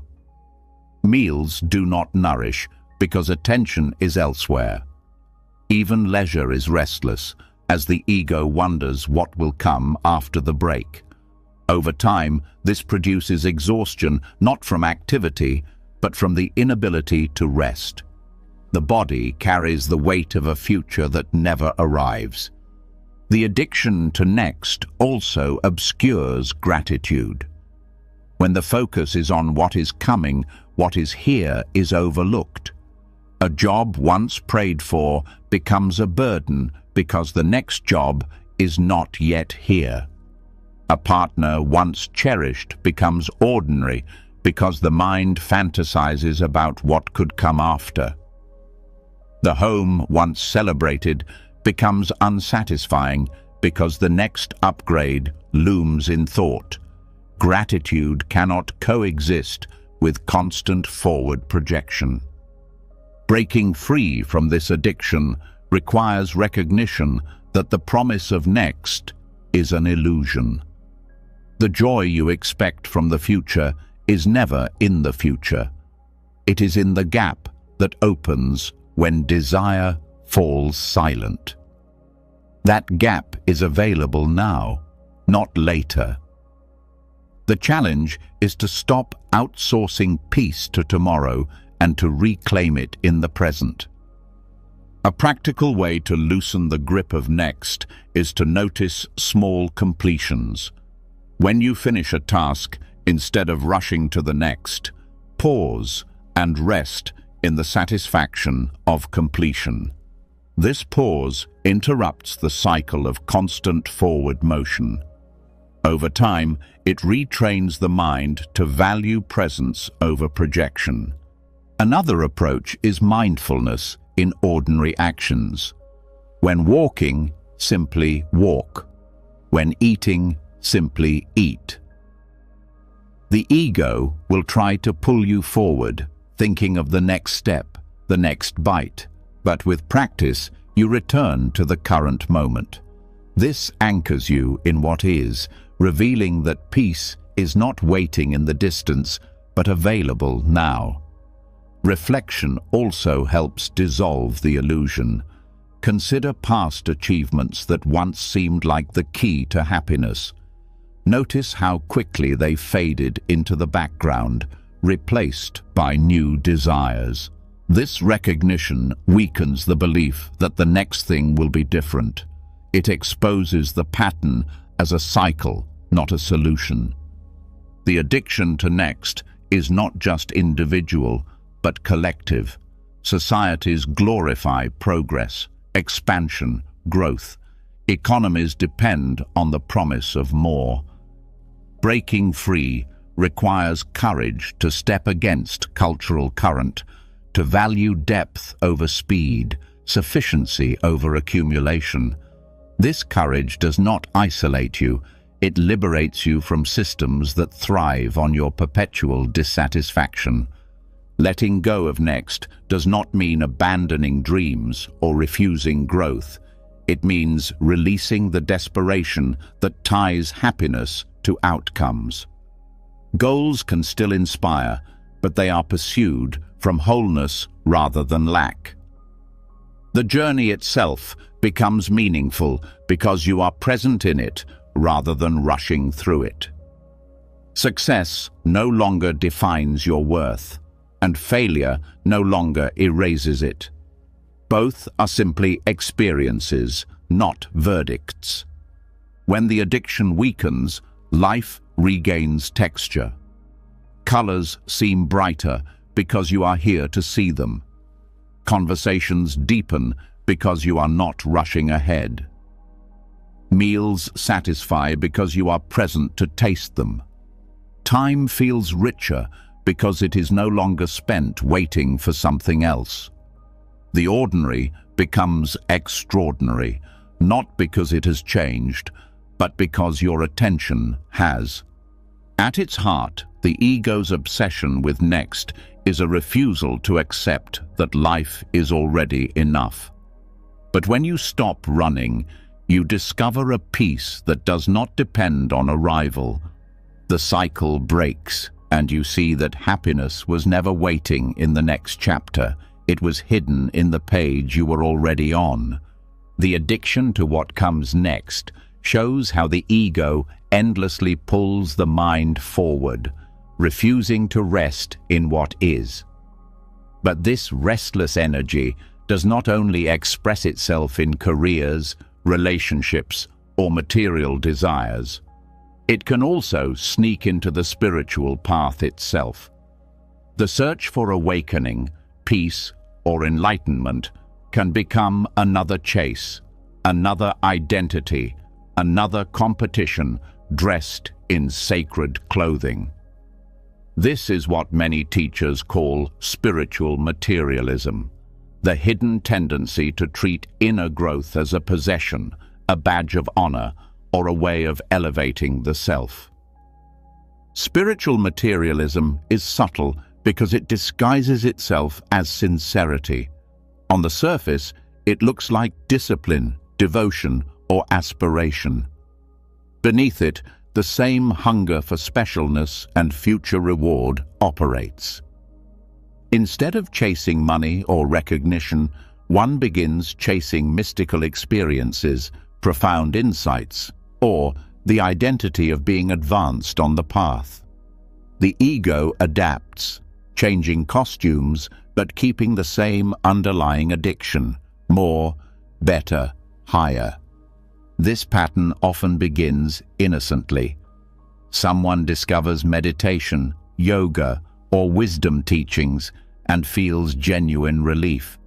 The practice soothes restlessness, opens clarity, and brings glimpses of peace.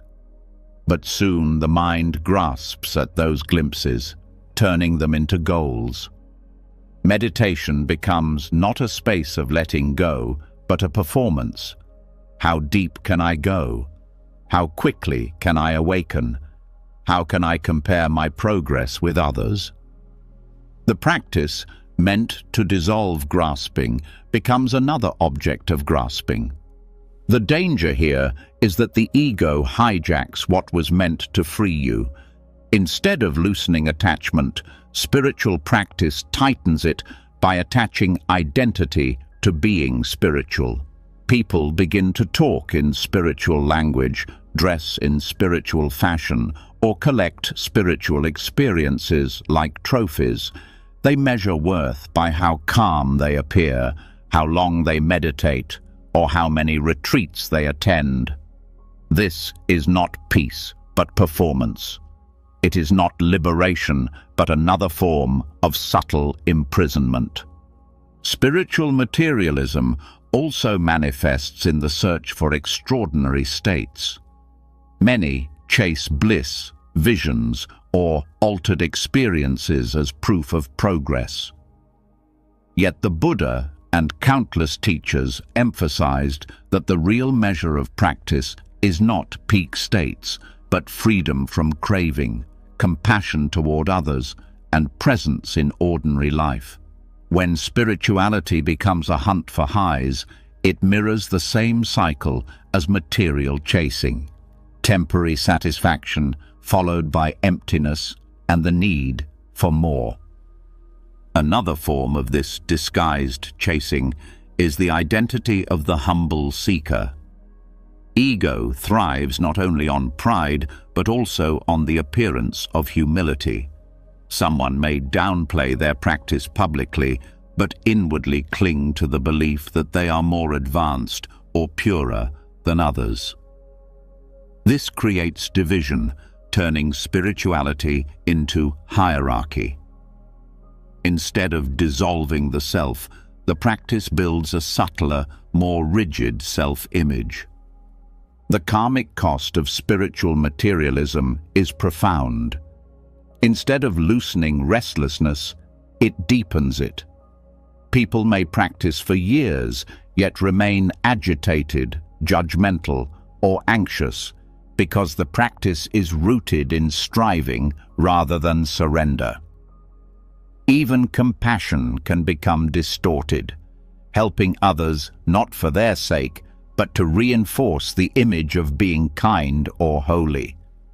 The very path meant to dissolve ego becomes fertilizer for it. The antidote begins with honesty. You must ask, why am I practicing? Is it to chase an identity, to look advanced, to gain approval, to escape pain, or to rest in truth? This inquiry can feel uncomfortable because it strips away illusions. Yet without this honesty, practice becomes performance, and performance cannot lead to freedom. Another antidote is to return to simplicity. Spiritual practice is not about achieving rare states, but about meeting this moment with awareness. Washing a cup, walking down a street, breathing quietly, these are as sacred as visions and insights. When you anchor practice in the ordinary, the chase for extraordinary loosens. You see that freedom is not far away, but already here in simple presence. Humility, when genuine, also dismantles spiritual materialism. True humility does not mean self-deprecation.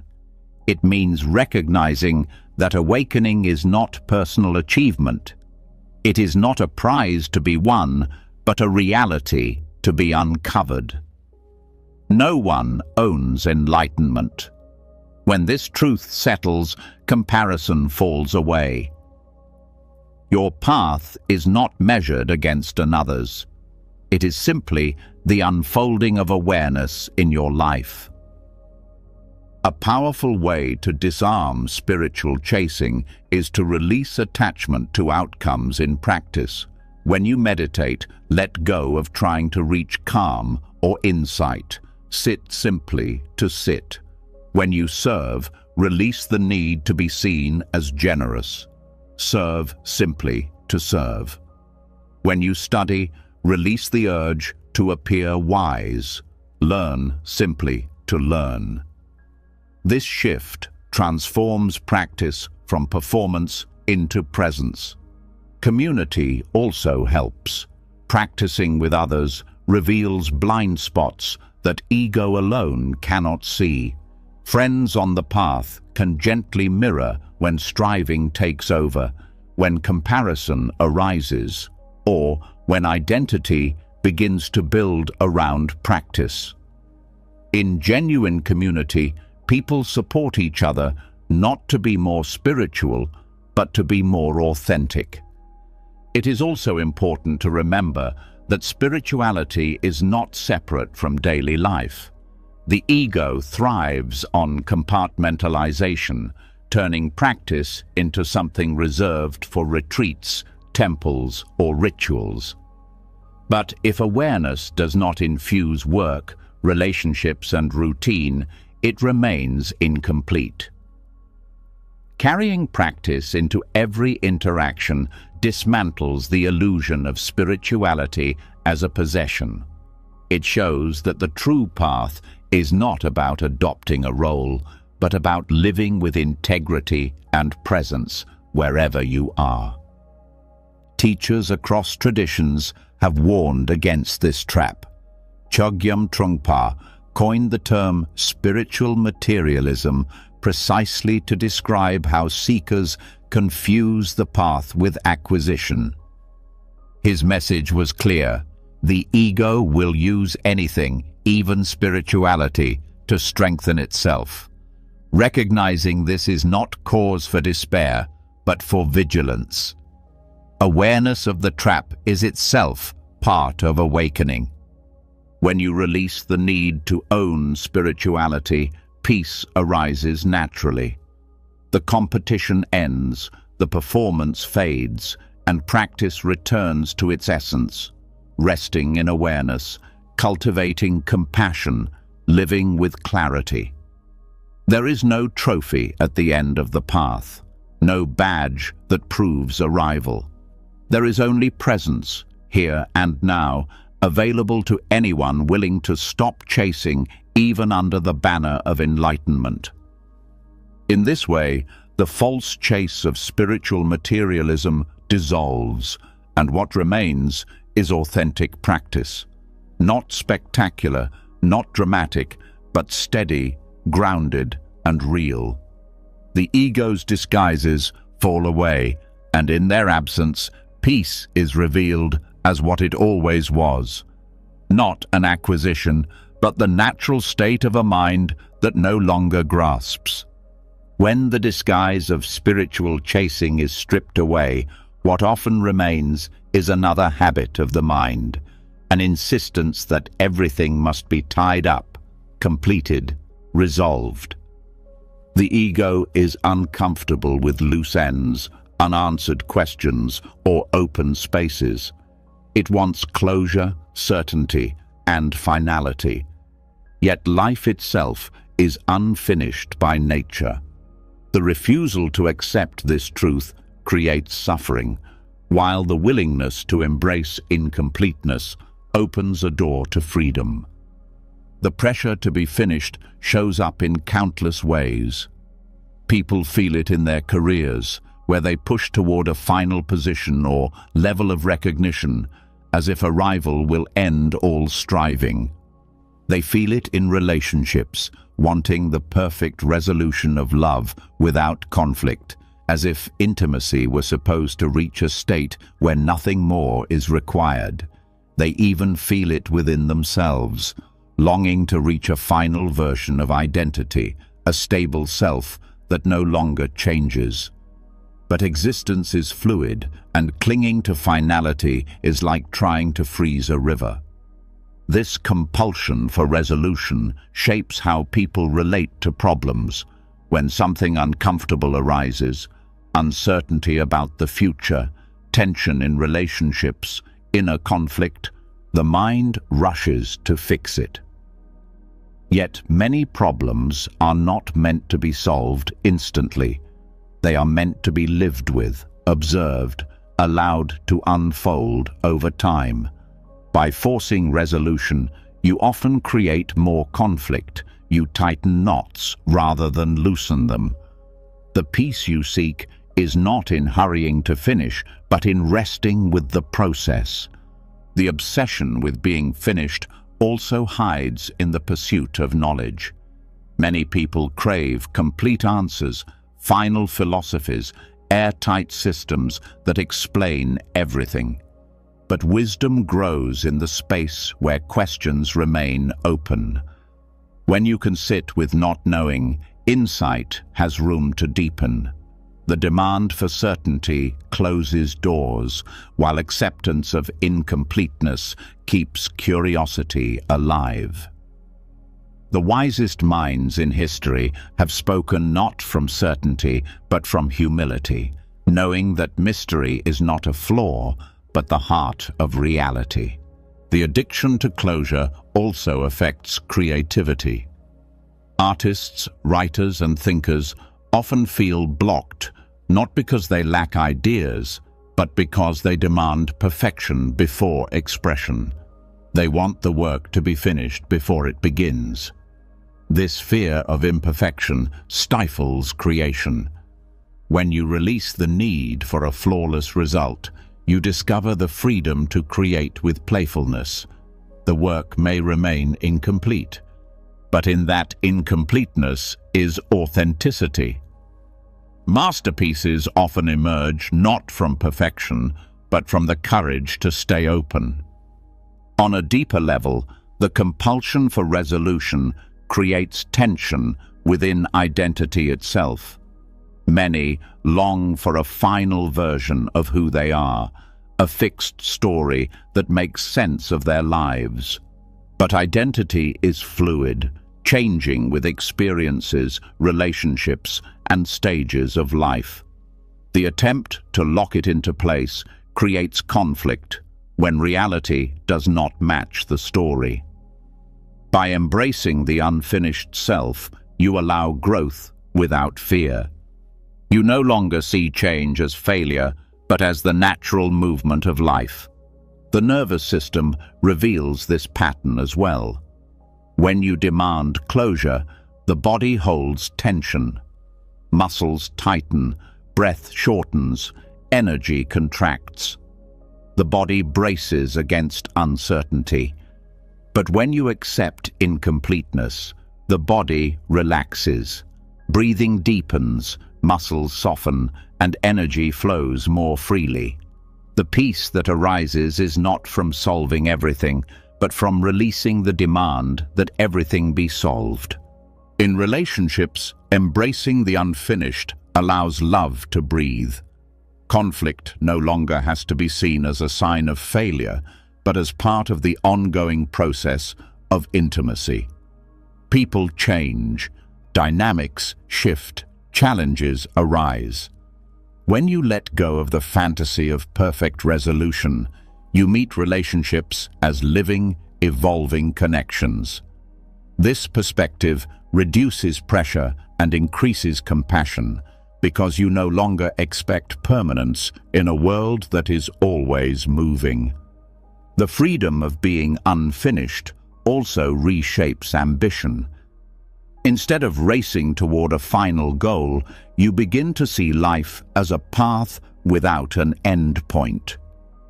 Each step matters, not because it gets you to a finish line, but because it is lived fully. Success and failure lose their heaviness because both are simply experiences along the way. This shift allows ambition to become play rather than burden, exploration rather than desperation. Embracing incompleteness also transforms how you relate to mortality. Many fear death because they feel unfinished, dreams unmet, experiences missed, questions unanswered. But when you learn to live with incompleteness, death loses its terror. You see that life itself is always unfinished, and that is not a flaw, but a fact. Each moment lived fully is complete in itself, even if the story never ties together neatly. Spiritual traditions often emphasize this truth. Zen speaks of beginner's mind, a state of openness that never seeks final closure. Taoism speaks of flow, where completion is never forced, but always shifting. These teachings remind us that peace comes not from finishing, but from being present within the ongoing. To demand resolution is to fight the nature of existence. To embrace incompleteness is to align with it. Practical ways to embody this freedom include pausing when the urge for closure arises. When faced with an unanswered question, allow yourself to rest in the not knowing. When conflict arises, resist the urge to fix it immediately. When a project feels unfinished, permit it to remain open for a while. These small practices train the mind to find comfort in process rather than in conclusion. Meditation offers another doorway. By sitting in silence without seeking a specific result, you experience firsthand the freedom of incompleteness.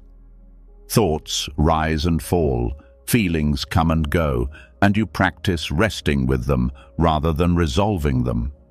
Over time, this builds resilience to uncertainty. You discover that peace is possible even when nothing is settled. This perspective also fosters compassion toward yourself.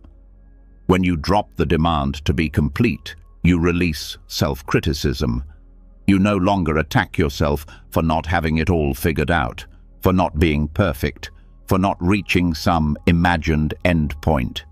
Instead, you treat yourself as a work in progress, worthy of kindness at every stage. This gentleness is not weakness, but strength, because it allows you to grow without fear. The freedom of being unfinished also opens doors to deeper connection with others. When you accept your own incompleteness, you accept theirs as well. You stop demanding that people be fully resolved, fully healed, fully consistent.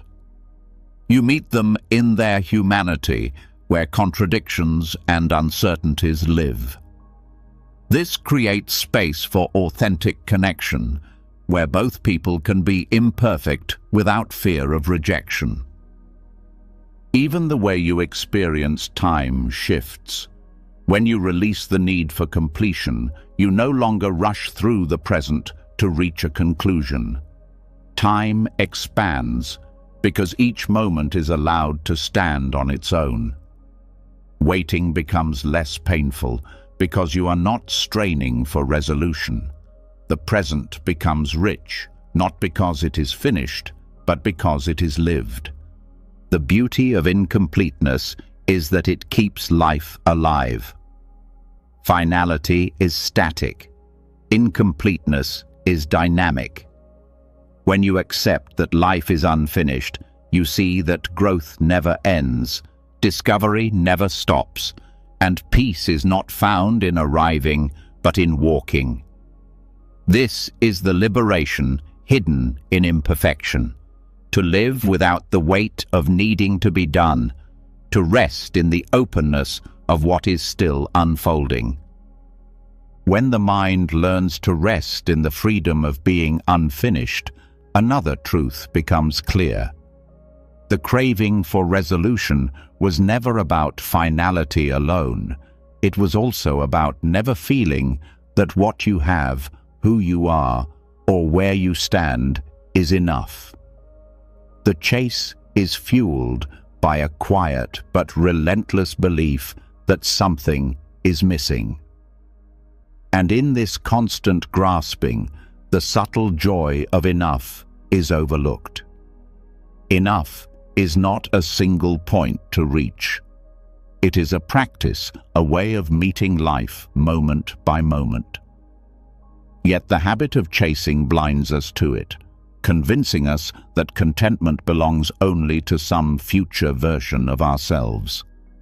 Chasing blocks enough because it creates a moving horizon. Each time you approach what once seemed sufficient, the mind redraws the line. The job that once felt like a dream becomes ordinary. The partner you once prayed for is seen through the lens of flaws. The possessions that once brought excitement fade into background noise. This shifting horizon means that no matter how much you achieve, the sense of sufficiency slips away. The habit of chasing itself prevents rest. The cultural environment reinforces this pattern. Consumerism thrives on convincing people that enough does not exist. Advertisements whisper that satisfaction is always one purchase away. Success is defined by accumulation, comparison, and perpetual growth. In such a culture, stillness looks like failure, and sufficiency looks like settling. The system feeds on dissatisfaction, and so the ability to practice enoughness becomes an act of quiet rebellion. Enoughness is not about stopping desire altogether. Desire is natural. It moves life forward. The practice of enoughness is about seeing clearly when desire tips into craving, when it stops being a healthy expression of growth and becomes a trap of restlessness. It is about recognizing the moment when wanting more blinds you to the blessings already present. Enoughness is found not in refusing all wants, but in remembering that joy is available without them. One of the obstacles to enoughness is comparison. When you measure your life against others, sufficiency disappears. Someone will always have more, and in comparison, your own life will appear lacking. But when attention turns away from comparison, gratitude arises. Gratitude is the soil in which enoughness grows.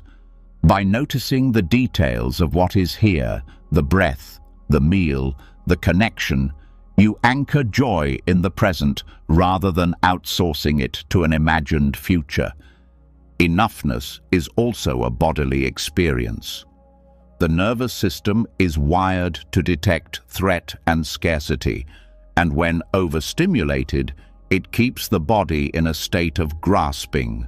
Learning to calm the body through rest, breath, or mindful presence allows the sense of sufficiency to surface. When the body feels safe, the mind does not chase as aggressively.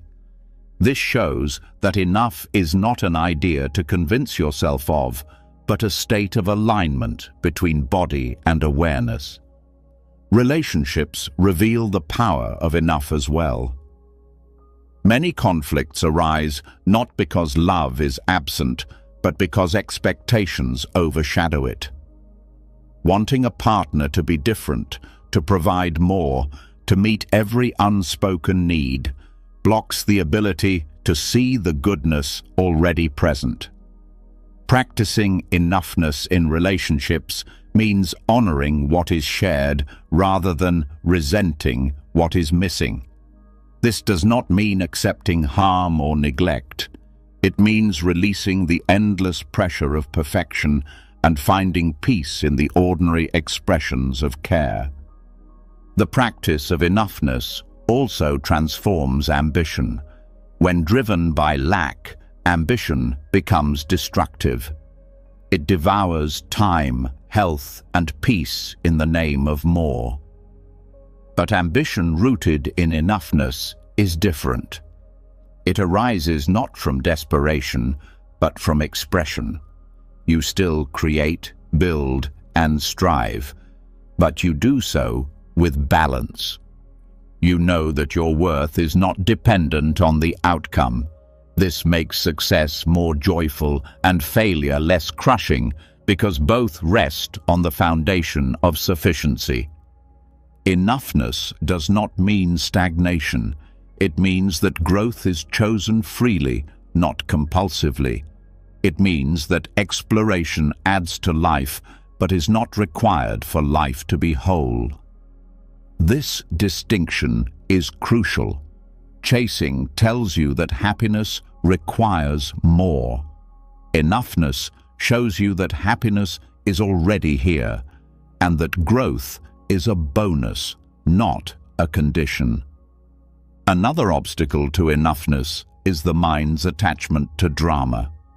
The ego thrives on stories of striving and overcoming, on the grand narrative of pursuit.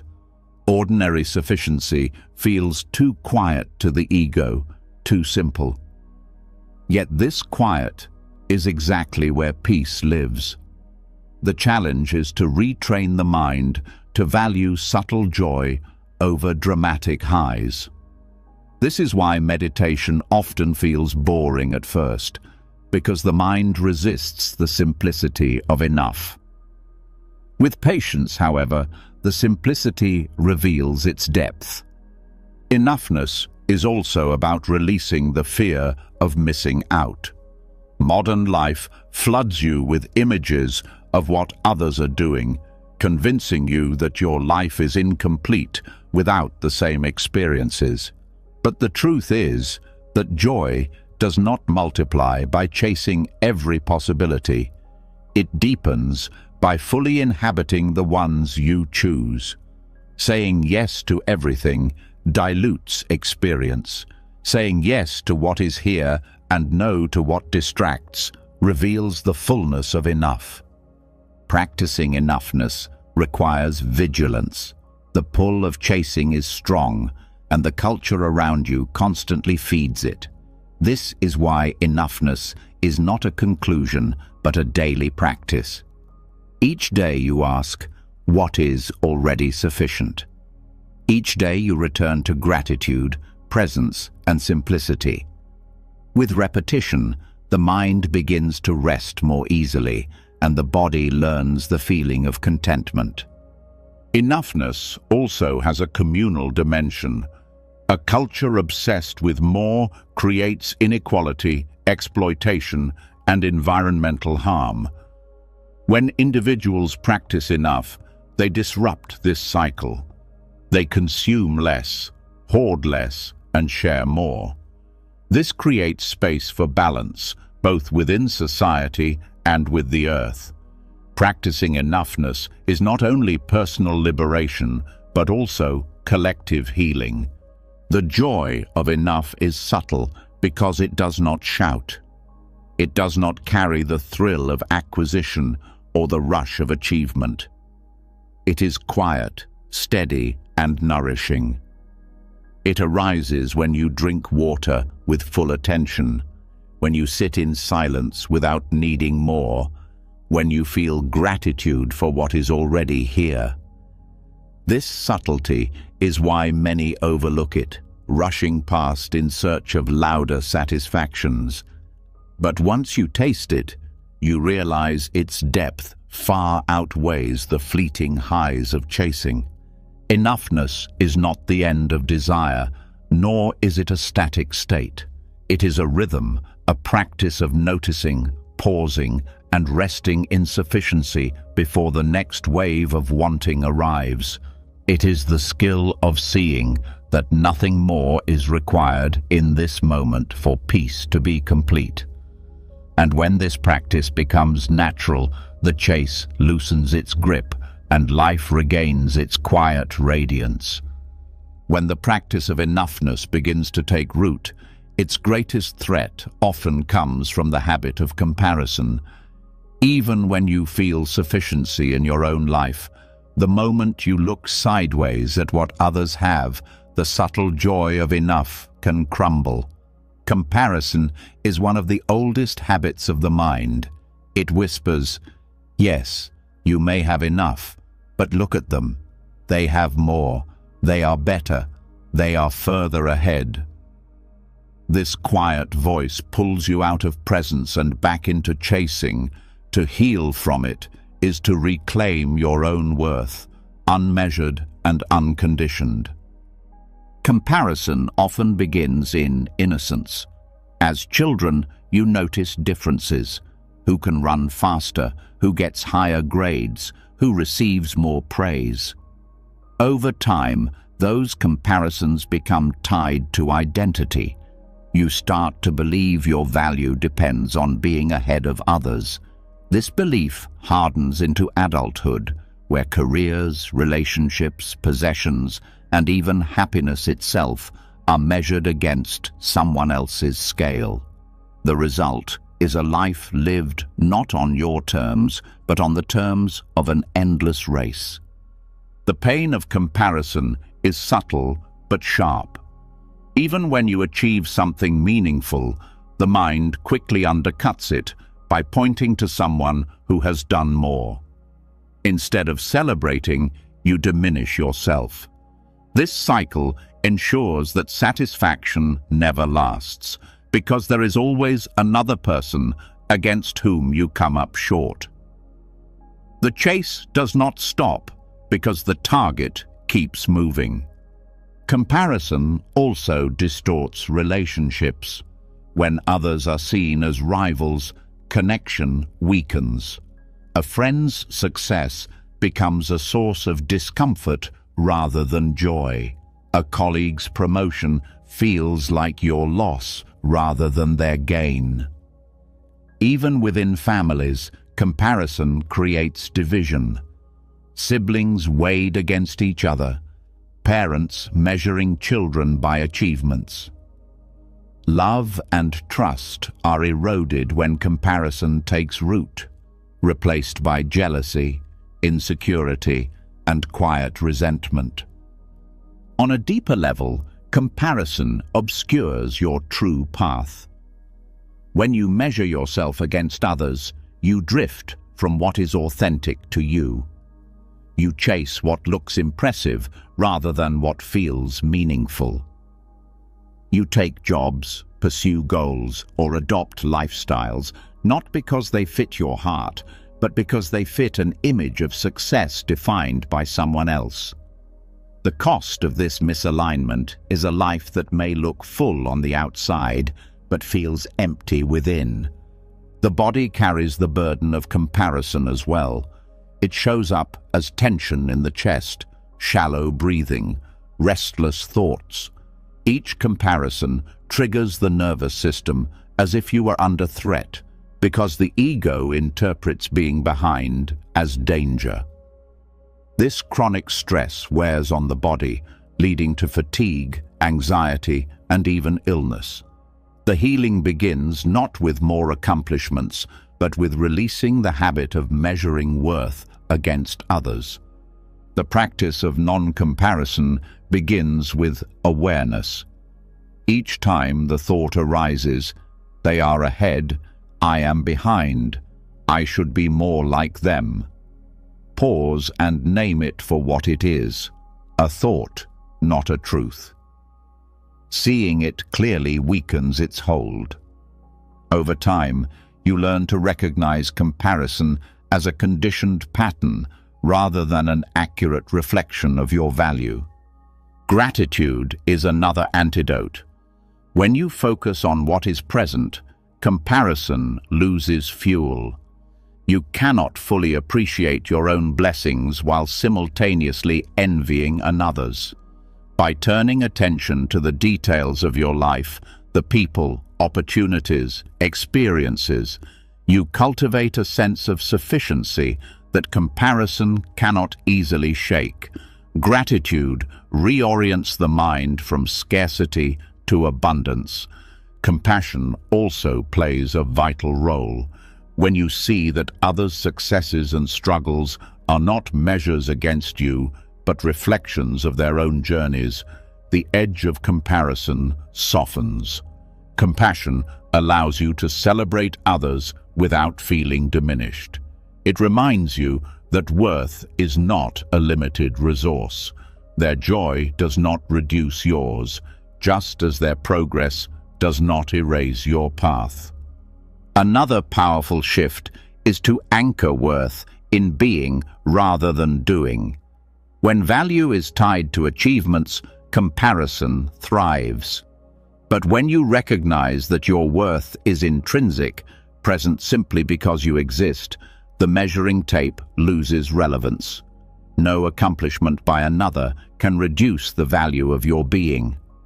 This recognition may feel subtle at first, but with practice, it builds an unshakable foundation of self-worth.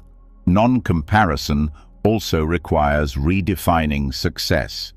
Instead of measuring by external milestones, ask, am I aligned with my values? Am I living with integrity? Am I growing in compassion and presence? These measures cannot be compared because they are deeply personal. By setting your compass inward rather than outward, you release the need to constantly scan others for direction. Silence and solitude nurture this practice as well. In stillness, the noise of competition fades, and you reconnect with your own rhythm. The more you listen inwardly, the less you are swayed by external comparisons. Meditation, walking in nature, or even simple breathing exercises create space for this reconnection. In these moments, you taste freedom from the endless race. Healing from comparison also means loosening your grip on social mirrors. The modern world amplifies comparison through constant exposure to curated images of others' lives. Recognizing this distortion is essential. What you see is not the whole truth, but a carefully shaped fragment. Reclaiming peace requires stepping back from these mirrors and anchoring attention in lived experience rather than digital illusions. The practice of non-comparison reshapes relationships into spaces of support rather than rivalry. When you release the need to measure, you can celebrate others sincerely. You can also receive their success as inspiration rather than threat. Communities built on non-comparison thrive because each person brings their gifts without fear of being overshadowed. Collaboration replaces competition, and trust deepens. In the realm of creativity, non-comparison unlocks authenticity. Instead of trying to replicate what has already been praised, you create from your own truth. This originality flows not from striving to be unique, but from being real.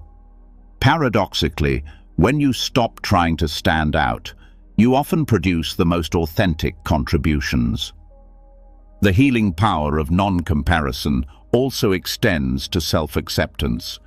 When you are no longer grading yourself against others, you have room to embrace your flaws, mistakes, and imperfections without shame. Growth becomes exploration rather than competition. You can learn, adjust, and evolve without the heavy weight of judgment. Ultimately, non-comparison restores presence. The mind is no longer dragged into fantasies of being ahead or fears of being behind. It settles into now. In this presence, life feels whole, because it is no longer being measured against a shifting standard. The freedom that arises is profound, not the freedom of being better than others, but the freedom of not needing to be. The joy of enough is deepened and stabilized by non-comparison. Enoughness cannot survive in the shadow of rivalry, but it flourishes in the light of authenticity. When you release the lens of comparison, you see that life was never a race. Each person is walking their own path, and the beauty of yours can only be seen when you stop looking sideways. When the grip of comparison begins to loosen, another layer of the chase reveals itself, one even more hidden because it takes place entirely within. It is not about keeping up with others, nor about reaching for external markers of success. This chase happens in silence, inside the mind and heart, where we battle against anger, fear, grief, shame, and every part of ourselves we wish were different. It is the inner chase, the relentless attempt to push away what feels uncomfortable, to deny emotions we do not want to face, to outrun shadows we carry. Yet the harder we resist them, the more power they gain. The tendency to fight inner states is deeply ingrained. From an early age, many are taught to categorize emotions as good or bad, acceptable or shameful. Anger is condemned, grief is silenced, fear is mocked. Instead of learning to sit with these emotions, people learn to suppress, deny, or battle them. This internal struggle creates exhaustion because it is a war that cannot be won. Emotions pushed down return stronger. Feelings denied grow louder in the silence. What begins as resistance soon becomes chasing relief, chasing control, chasing freedom from parts of yourself you cannot escape. Anger is often the clearest example. People feel its heat rising and immediately resist. They judge themselves for being angry, fearing it makes them unworthy. They try to push it down or distract themselves. But suppressed anger does not disappear. It festers, leaking out in passive aggression, resentment, or explosive outbursts. The more you chase the state of not being angry, the more entangled you become with the anger itself. Healing begins not with rejection, but with awareness, acknowledging its presence, understanding its root, and allowing it to move through without clinging. Fear follows a similar pattern. Many try to outrun fear by over-preparing, controlling circumstances, or avoiding risks. But fear thrives in avoidance. It grows larger in the dark. The chase to eliminate fear ensures its persistence, because the very act of trying to eradicate it tells the nervous system that fear is a monster. By meeting fear gently, observing its sensations in the body, and questioning its stories, the grip loosens. Freedom comes not from never feeling fear, but from not needing to chase safety at all costs. Grief is perhaps the most difficult to face. In many cultures, grief is hurried along with the unspoken expectation that people move on quickly. This creates an inner chase to reach closure, to stop feeling the ache of loss. Yet, grief is not a problem to solve, but a process to honor. The attempt to bypass it only prolongs it. When grief is allowed space, it transforms into love, because grief is love with no place to go. By resisting it, you block the healing it carries. By surrendering, you allow grief to soften and integrate into the fabric of your life. Shame and guilt also fuel the inner chase. Many spend years trying to prove themselves worthy, to compensate for mistakes, to bury their sense of not being enough. This chase often drives ambition, perfectionism, or people-pleasing. Yet no amount of external validation erases inner shame. The harder you chase worthiness, the further it slips away, because worth was never missing to begin with. Healing shame requires meeting it directly, offering compassion where criticism once lived, and recognizing that being human means being imperfect. The inner chase also shows up in the pursuit of constant positivity. Many believe they must feel happy, calm, or peaceful at all times to be spiritual or successful. When difficult emotions arise, they feel like failures. This creates a cycle of self-attack, where the mind chases positivity while condemning negativity. But real peace is not the absence of pain, it is the capacity to hold pain without being overwhelmed. By accepting the full spectrum of emotions, you free yourself from the exhausting chase of constant cheerfulness.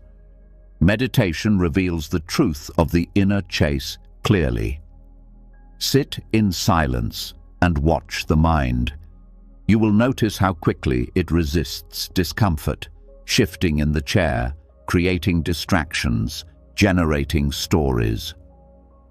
The practice is not to eradicate these reactions, but to notice them without attachment. With patience, the mind learns that it can survive discomfort without running. This is the beginning of freedom, not control over the inner landscape, but peace within it. The inner chase is particularly damaging because it splits the self.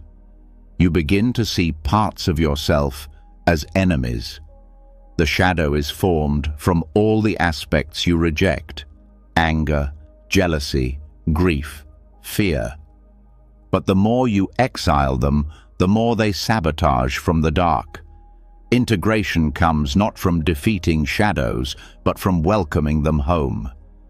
By acknowledging, yes, this anger is part of me, yes, this fear belongs here too, you end the civil war within. In that acceptance, the energy tied up in resistance is released into vitality. This shift requires courage. Facing shadows is uncomfortable because it means confronting pain you have avoided for years. Yet every time you sit with discomfort without fleeing, you strengthen resilience. You learn that emotions are waves, rising and falling, not permanent prisons. The fear that they will consume you fades when you see that they always pass. The act of staying present becomes the medicine. Compassion is essential in this process. Without compassion, awareness becomes another form of judgment. You may notice anger and immediately criticize yourself for it. True healing arises when you notice with kindness, I see my anger. I understand it is here. I will breathe with it. Compassion turns shadows into teachers rather than enemies. Anger teaches about boundaries. Fear teaches about vulnerability. Grief teaches about love. Each shadow, when embraced, reveals wisdom hidden within. The body plays a crucial role in ending the inner chase. Emotions are not only thoughts, but physical sensations. By tuning into the body, feeling the tightness in the chest, the knot in the stomach, the heaviness in the shoulders, you allow emotions to complete their cycle. Many emotions persist because they are blocked physically by resistance. Breathwork, mindful movement, or simply sitting with sensations allows energy to move through, dissolving the need to chase them away. The cultural obsession with performance makes the inner chase harder to see. People are rewarded for suppressing emotions, for presenting strength while hiding pain. This reinforces the belief that difficult emotions must be defeated. But true strength lies not in suppression, but in authenticity. A leader who can admit fear, a friend who can show grief, a parent who can acknowledge anger, these are signs of courage, not weakness. By breaking the pattern of suppression, you not only heal yourself, but also give permission for others to do the same. Spiritual teachings echo this truth. The Buddha spoke of suffering arising not from pain itself, but from resistance to pain. When you stop resisting, suffering loosens. Rumi wrote of welcoming every emotion as a guest, opening the door to joy, sorrow, and fear alike. These teachings remind us that the inner chase is not necessary. Peace is not achieved by defeating emotions, but by embracing them as part of the human experience. Healing from the inner chase also reshapes relationships. When you accept your own shadows, you become less reactive to others. You no longer attack someone else's anger because you have made peace with your own. You no longer fear another's grief because you understand its depth. This acceptance builds empathy and deepens connection. Relationships thrive not on perfection, but on the courage to hold each other's shadows with compassion. The practice of ending the inner chase is ongoing. Each time you feel the urge to suppress or run, you pause. Each time you meet discomfort with presence rather than resistance, you weaken the old habit. Over time, the mind learns that nothing within needs to be feared. The shadows lose their sharpness, not because they disappear, but because they are no longer enemies. The freedom that arises is profound. Energy once wasted on battling yourself becomes available for living. The constant tension of resistance dissolves into ease. You no longer chase inner perfection. You rest in inner wholeness. Happiness emerges naturally, not as the absence of shadows, but as the peace of embracing them. The chase ends, and the self becomes whole again. When the war with your inner shadows begins to ease, another doorway opens, one that feels even more unfamiliar. Beneath anger, beneath fear, beneath grief, there is a silence that cannot be chased away. Many mistake this silence for emptiness in the bleak sense, a void that feels cold or meaningless. But in Buddhist understanding, emptiness or shunyata is not a lack. It is spaciousness, an open field where joy arises without effort. Learning to meet this emptiness without fear is to discover happiness that does not depend on conditions. The human mind often fears emptiness because it has been trained to equate fullness with meaning. A full schedule means importance. A full bank account means security. A full house means love. When space appears, whether in time, thought, or feeling, the ego interprets it as loss. Yet, this interpretation is mistaken. What is absent in emptiness is not life, but clinging. It is the grasping that drops away, leaving behind an open horizon. In daily experience, small glimpses of this can be felt. After completing a task, before the next begins, there is a pause. After an exhale, before the inhale returns, there is a gap. After a wave of emotion passes, there is a moment of stillness. These moments are often overlooked, filled immediately with distraction. But if you attend to them, you sense their richness.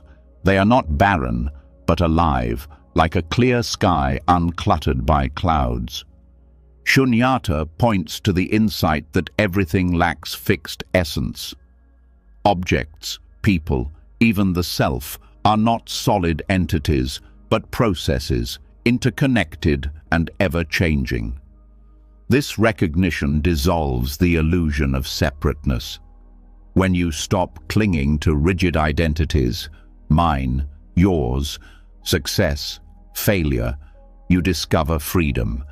The spaciousness of emptiness allows life to flow without the suffocating weight of permanence. This perspective also reshapes how suffering is met. Painful experiences often feel unbearable because the mind believes them to be solid, eternal, defining. But when seen through emptiness, they are recognized as temporary, dependent on conditions, without inherent weight. Grief, fear, anger, All arise, shift, and pass. They are not fixed prisons, but moving patterns. Emptiness allows you to hold them lightly, knowing they do not define the whole of existence. Emptiness is also the field where compassion grows. When you see that no self is fixed, you also see that no other being is isolated. Interdependence becomes clear. Your breath relies on trees, your food on countless hands, your well-being on countless relationships. This dissolves the illusion of separateness that fuels greed and fear. From this recognition, compassion arises naturally, because harming others becomes the same as harming yourself. The joy of emptiness is subtle, unlike the rush of acquisition. It is not the high of pleasure, but the relief of release. Think of the lightness after setting down a heavy bag you carried too long. Nothing new is added. The weight is simply gone. Emptiness is the same. Joy not from accumulation, but from freedom. When you rest in it, life feels spacious, open, and uncluttered. Meditation is the practice ground for this discovery. As thoughts and emotions arise, you watch them dissolve. What remains is not nothingness, but awareness itself, clear, open, expansive. This awareness is not grasping, not judging, not clinging. It is the spaciousness in which everything appears and disappears. Over time, you realize this awareness is always present, beneath the noise of thought, beneath the drama of craving.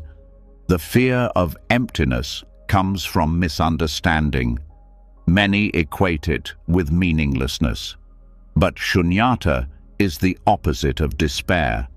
It is the space that allows meaning to exist at all. Just as silence makes music possible, emptiness makes joy possible. Without space, life would be suffocating. Emptiness is not the absence of life. It is the condition that allows life to be experienced fully. This insight transforms relationships as well. When you stop clinging to rigid roles, partner, parent, child, leader, you allow others to breathe. You no longer trap them in fixed expectations. You meet them freshly, moment by moment, allowing connection to evolve. This spaciousness in relationships feels like freedom, because love is no longer a cage, but an open field. Emptiness also brings humility.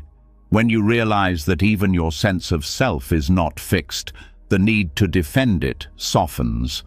Insults lose their sting because there is no solid identity to protect. Praise loses its grip because it does not inflate a permanent self. This humility is not weakness, it is strength rooted in freedom. The less you cling to a fixed self, the more resilient you become. The practice of resting in emptiness also brings clarity. When the mind is cluttered with clinging, perception is distorted.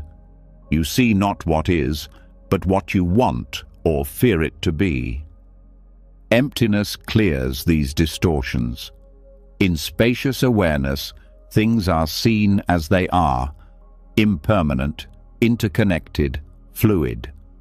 This clarity allows wiser choices because decisions are no longer driven by grasping but by understanding.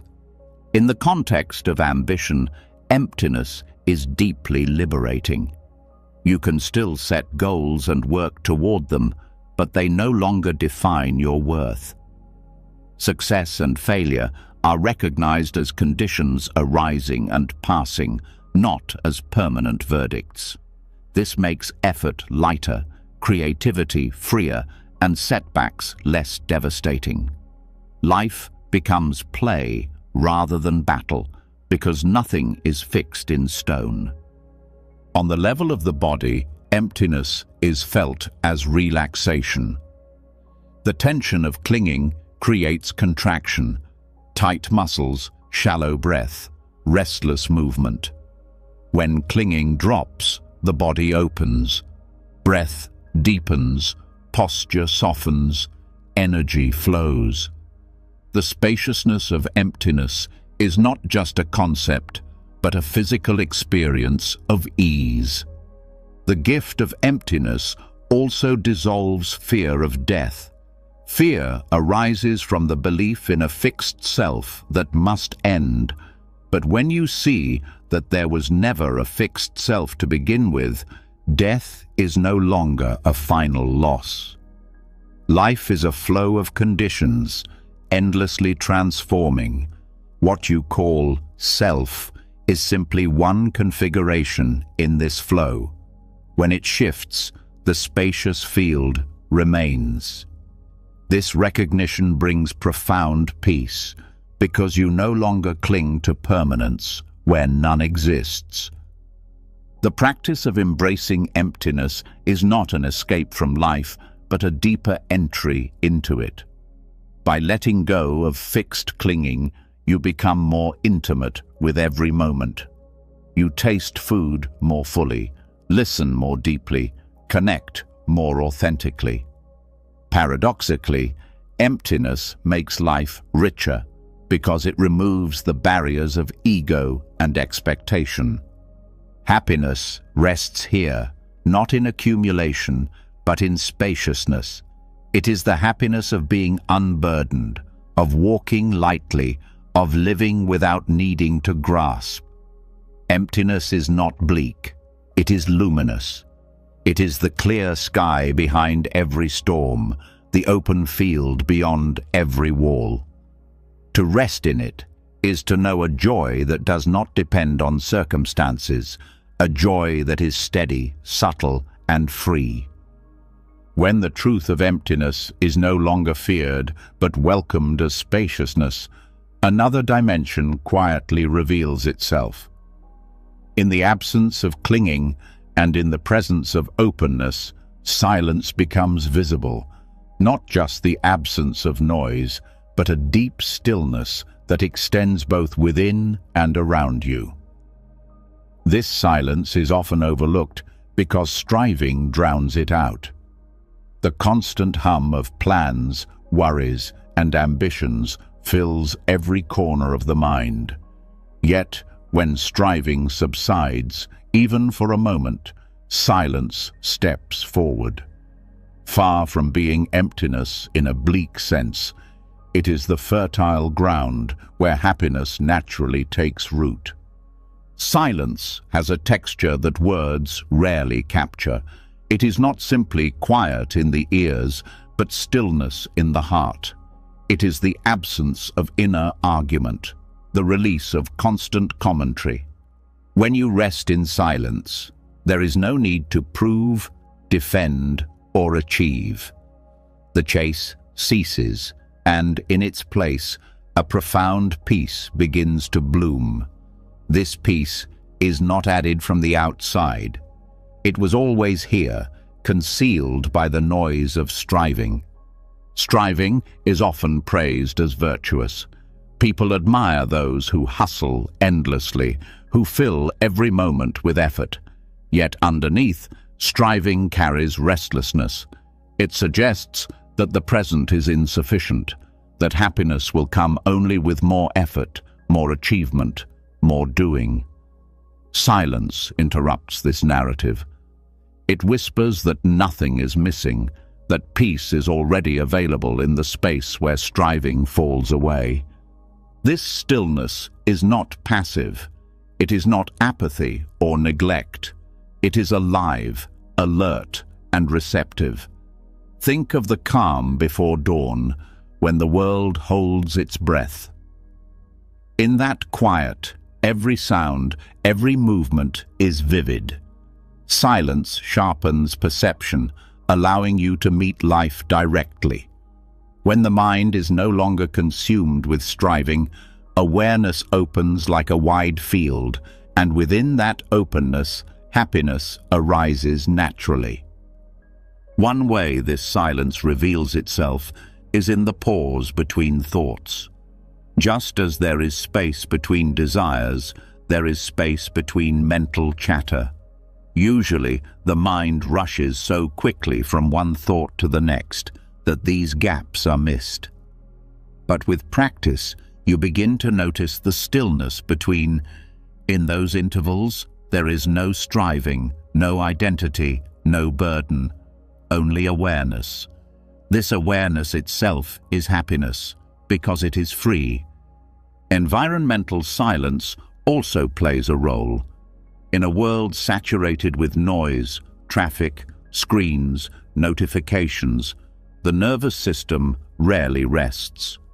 Seeking silence in outer spaces, whether in nature, in quiet rooms, or in intentional moments without devices, allows the body and mind to recalibrate. In the hush of a forest, in the stillness of early morning, in the absence of constant stimulation, you feel a return to your natural rhythm. This outer silence mirrors the inner silence waiting within. The healing power of silence is evident in the body. When striving subsides, tension dissolves.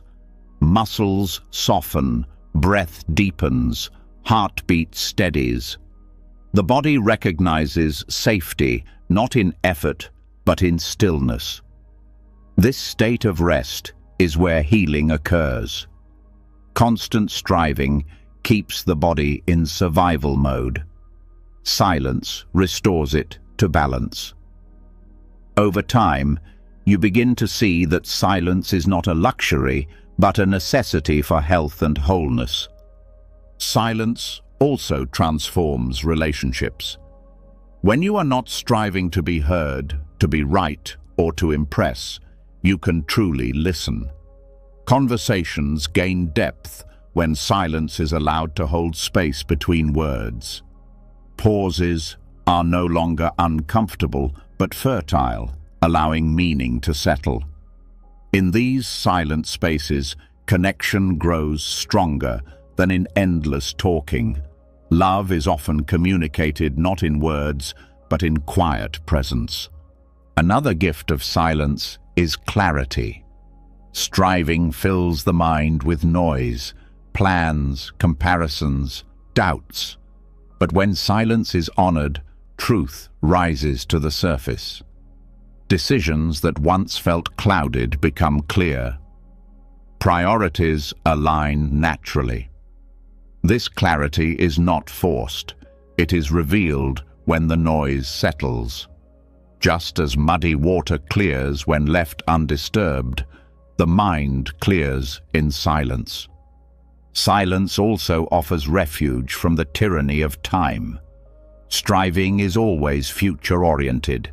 The next step, the next achievement, the next stage. Silence anchors you in the present. In stillness, there is no rush, no before or after, only now. This shift is liberating because it dissolves the anxiety of always needing to be somewhere else. Happiness unfolds in this timeless awareness where nothing is lacking. The practice of silence is deceptively simple. It may mean setting aside moments each day to sit without distraction. It may mean walking without headphones, eating without conversation, or simply pausing before responding. These small practices cultivate familiarity with stillness. At first, silence may feel unsettling because the mind is addicted to striving. But gradually, it becomes a sanctuary, a place you long to return to. Silence also dismantles the illusion of control. Striving often masks the fear of uncertainty, the belief that if you keep moving, you can control outcomes. Silence reveals that control is limited, yet this is not frightening. It is freeing. By surrendering the illusion of control, you relax into trust.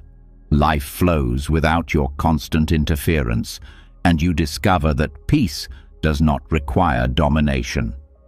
In creativity, silence is indispensable. Ideas do not arise in noise, but in stillness. When the mind rests, inspiration enters. Writers, artists, and thinkers often find their breakthroughs not in frantic effort, but in quiet reflection. Silence creates the conditions for originality, because it clears space for the unconscious to speak. Striving may produce quantity, but silence births depth. On a spiritual level, silence is the essence of practice. It is the ground beneath meditation, prayer, and contemplation. Words point to truth, but silence reveals it. In silence, the boundaries of self begin to soften, and awareness expands beyond individual identity. This expansion is not an achievement, but a recognition of what was always present beneath the noise. The ego fears silence because it cannot perform there. In silence, there is no audience, no validation, no story. But this is its gift. Silence dismantles the ego's stage and reveals the self that does not need to prove or strive. In this revelation, happiness is uncovered, not as an accomplishment, but as a natural state. Silence beyond striving is not distant or rare. It is available in every pause, every breath, every moment of stillness. The challenge is not to create it, but to stop covering it with noise. Once you allow silence to be, you see that it was always waiting, and in that silence, happiness rests, steady, subtle, and unshakable. When the power of silence begins to reshape your way of living, a deeper illusion becomes easier to see. Striving is not only about noise and constant effort. It is also tied to a story many carry about life itself, the story that existence must follow a fixed timeline. From early on, people are told that life is a race with stages to complete and boxes to check. Education, career, relationships, family, retirement. This linear script is so deeply ingrained that few question it. Yet it quietly robs people of contentment because it convinces them they are always either behind or racing ahead. Letting go of this timeline is one of the most radical freedoms. The myth of achievement works because it seems orderly. It promises certainty. If you reach the next milestone, you will feel secure, successful, and happy. But this promise is hollow. Each milestone reached reveals another waiting. Graduations lead to jobs, jobs to promotions, promotions to new responsibilities. Marriage leads to expectations of children, children to expectations of status, and so on. The cycle never ends. What was once celebrated becomes ordinary, and the line of achievement extends further. The timeline becomes a treadmill that never stops. This belief that life is a race creates subtle suffering. Those who feel behind experience anxiety, shame, or envy. Those who feel ahead fear losing their lead. Those who meet every milestone often discover emptiness because ticking boxes does not fill the soul. The entire framework of measurement ensures dissatisfaction because it places value not in presence, but in progress. Unhooking from this timeline does not mean abandoning responsibility. It means seeing through the illusion that life must follow a single script. Each person's path is unique, unfolding at its own rhythm. By dropping comparison to an external calendar, you rediscover freedom to live in alignment with your truth rather than society's checklist. The cultural obsession with achievement timeline is reinforced by constant comparison. Social media amplifies it, presenting curated milestones of others' lives as though they were the standard. Engagements, promotions, vacations, and accomplishments are displayed as evidence of progress. Yet, what is rarely shown are the struggles, doubts, and detours. Believing in these curated timelines deepens restlessness and obscures the richness of your own journey. This myth also distorts the meaning of aging. In many cultures, youth is idolized as the time of possibility, while later life is framed as decline. Yet wisdom traditions teach that every stage carries its own gifts. By unhooking from the achievement timeline, you can see aging not as falling behind, but as unfolding into depth. Contentment arises from honoring the season you are in, rather than clinging to the myth that you should be somewhere else. Letting go of the race reshapes ambition. You can still set goals, but they are no longer measured against others or against an external script. Instead, they emerge from alignment with values and inner callings. This makes achievement lighter because success is no longer tied to deadlines or competition. The process itself becomes meaningful regardless of the calendar. Unhooking also transforms relationships. When you stop measuring your life against milestones, you stop pressuring others to meet them. Partnerships are no longer judged by whether they fit a conventional timeline. Friendships are valued for depth rather than for how they compare to others' paths. Children are supported in their unique rhythms instead of being forced to match societal expectations. This creates relationships rooted in authenticity rather than performance. The nervous system also benefits. The stress of constantly measuring progress keeps the body in tension. You carry an invisible weight, always asking whether you are on time or falling behind. Releasing this weight allows the body to relax.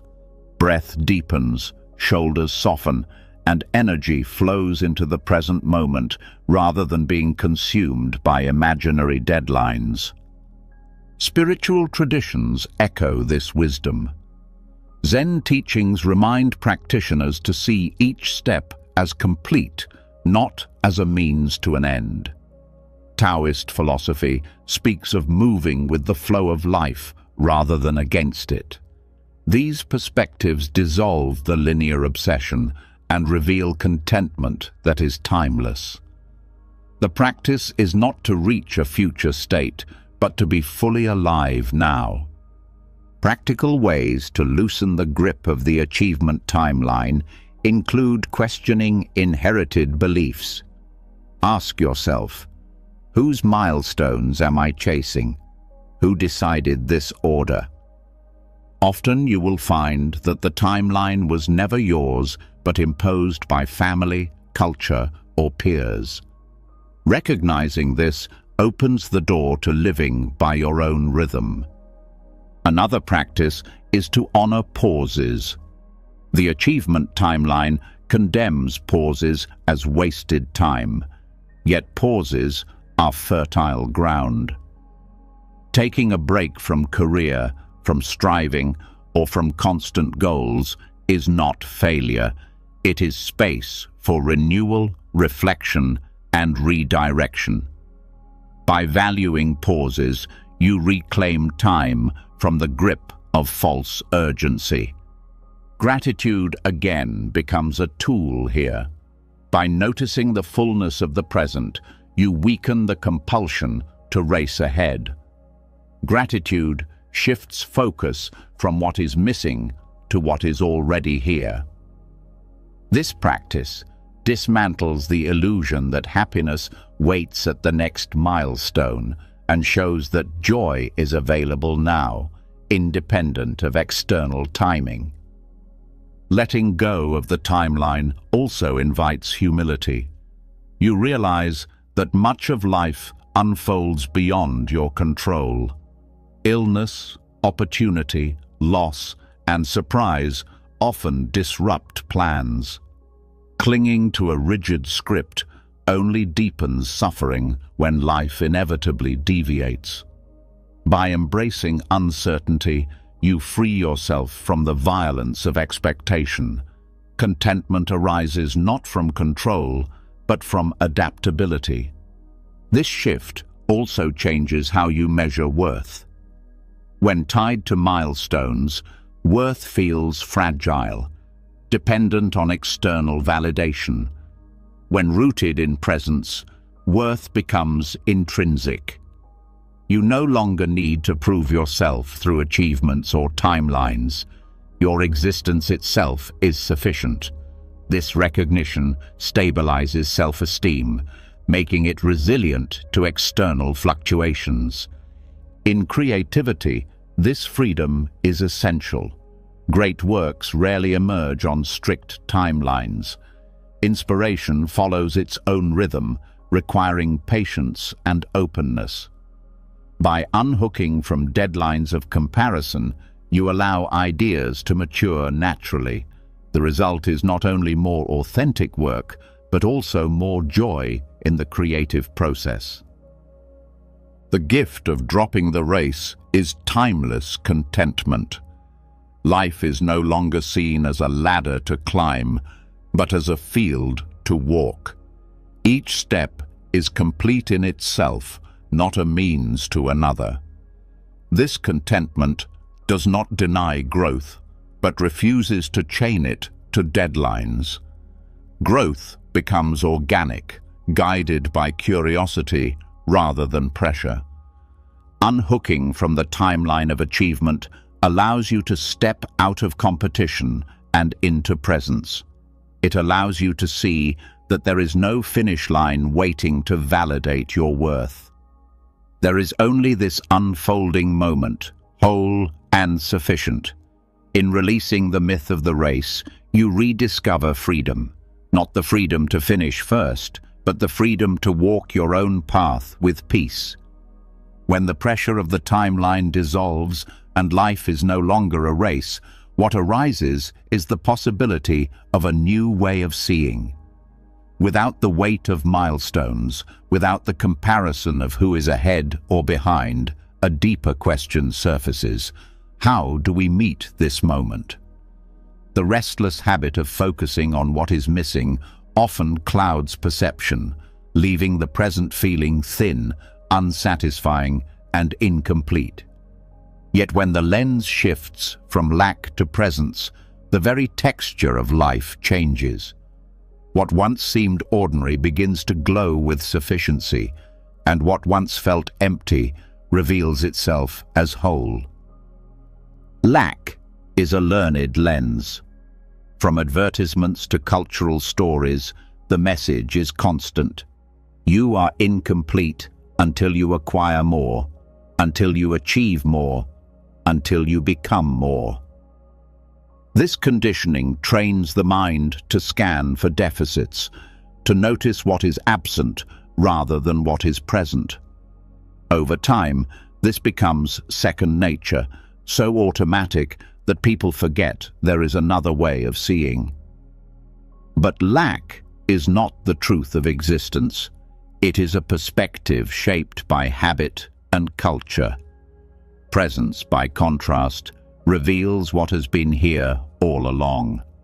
The shift from lack to presence is not about denying difficulties or pretending life is perfect.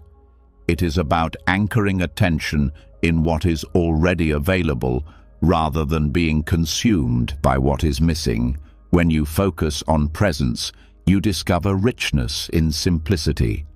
The breath moving steadily, the body carrying you, the food on the table, the voices of loved ones, the stability of the ground beneath your feet. None of these erase life's challenges, but they soften the grip of scarcity. They remind you that even amid imperfection, abundance exists. Contentment emerges naturally from this shift.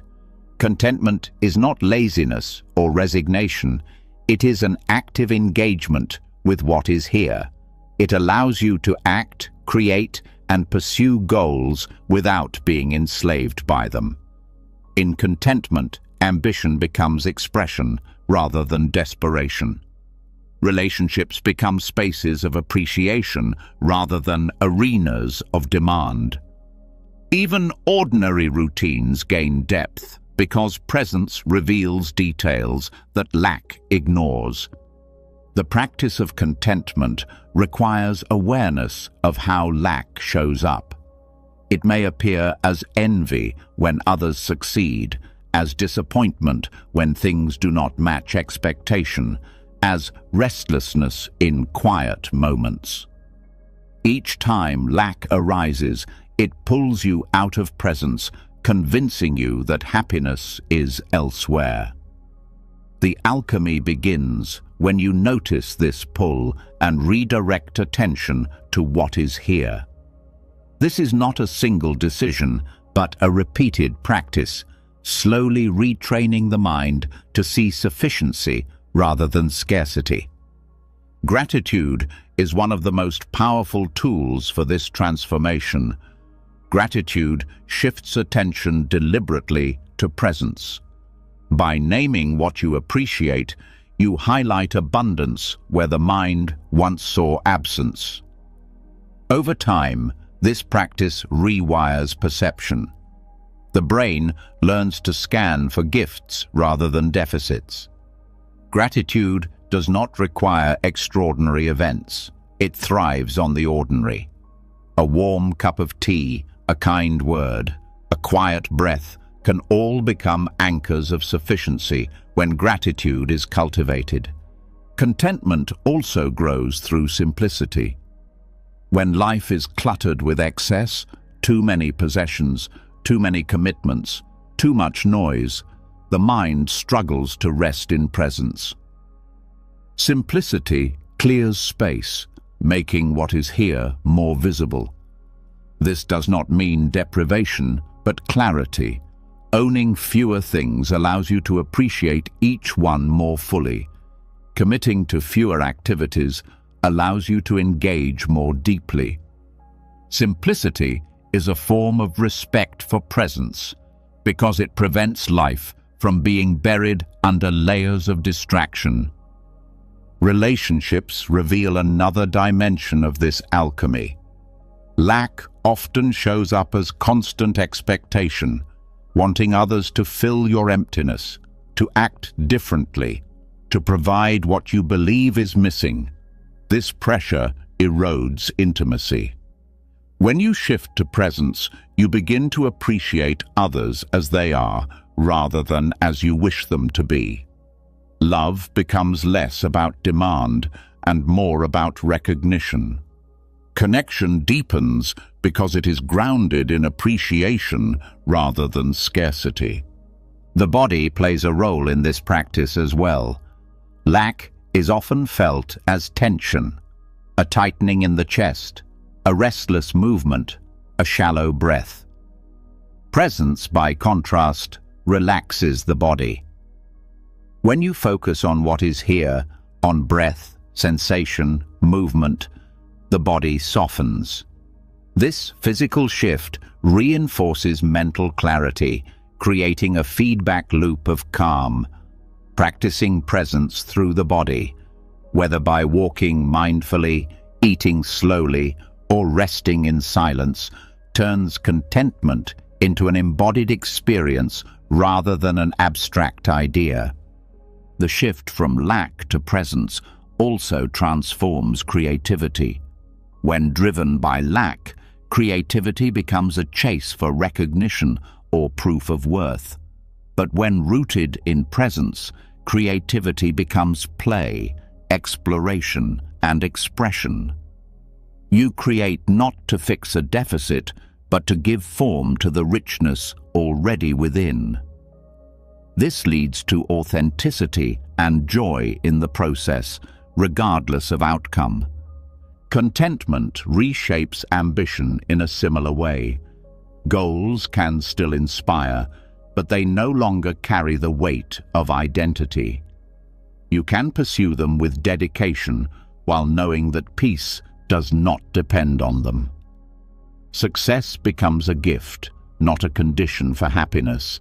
Failure becomes less threatening because it does not erase sufficiency. This balanced ambition is sustainable because it is not fueled by desperation but by presence. The practice of contentment also extends into time. Lack pulls you into the future, where happiness always waits at the next milestone. Presence anchors you in the now, where life is actually lived. When you shift into presence, time feels fuller. Even small moments stretch with richness because they are not bypassed in the rush toward something else. Waiting in line, sitting in traffic, or resting in silence all become opportunities for awareness rather than frustrations. On a collective level, the practice of presence challenges systems built on lack. Consumer economies thrive on convincing people that they are not enough. Advertising, social media, and cultural pressures reinforce the message that contentment is impossible without more. Choosing presence disrupts this cycle. It frees individuals from manipulation and reduces the harm caused by overconsumption. Practicing contentment is therefore not only personal liberation, but also a contribution to collective healing. Spiritual traditions affirm this truth in many forms. Buddhism teaches that craving is the root of suffering, and that peace arises when craving subsides. Stoicism teaches that happiness is found in aligning with what is within your control and accepting what is not. Taoism emphasizes harmony with the flow of life, not resistance to it. Across traditions, the core insight remains. Contentment arises not from accumulation, but from presence. The alchemy of contentment is not instant. It requires daily practice because the pull of lack is strong. Each time you notice scarcity thinking and gently redirect to presence, you strengthen the habit of sufficiency. Over time, the texture of life changes. What once felt thin and restless begins to feel rich and steady. The joy of enoughness becomes natural, not forced. This transformation is not about settling for less, but about waking up to what has always been here. Lack narrows vision to what is missing. Presence widens vision to what is abundant. When this shift takes root, every day offers quiet treasures. Contentment is not the end of desire, but the freedom to live without being ruled by it.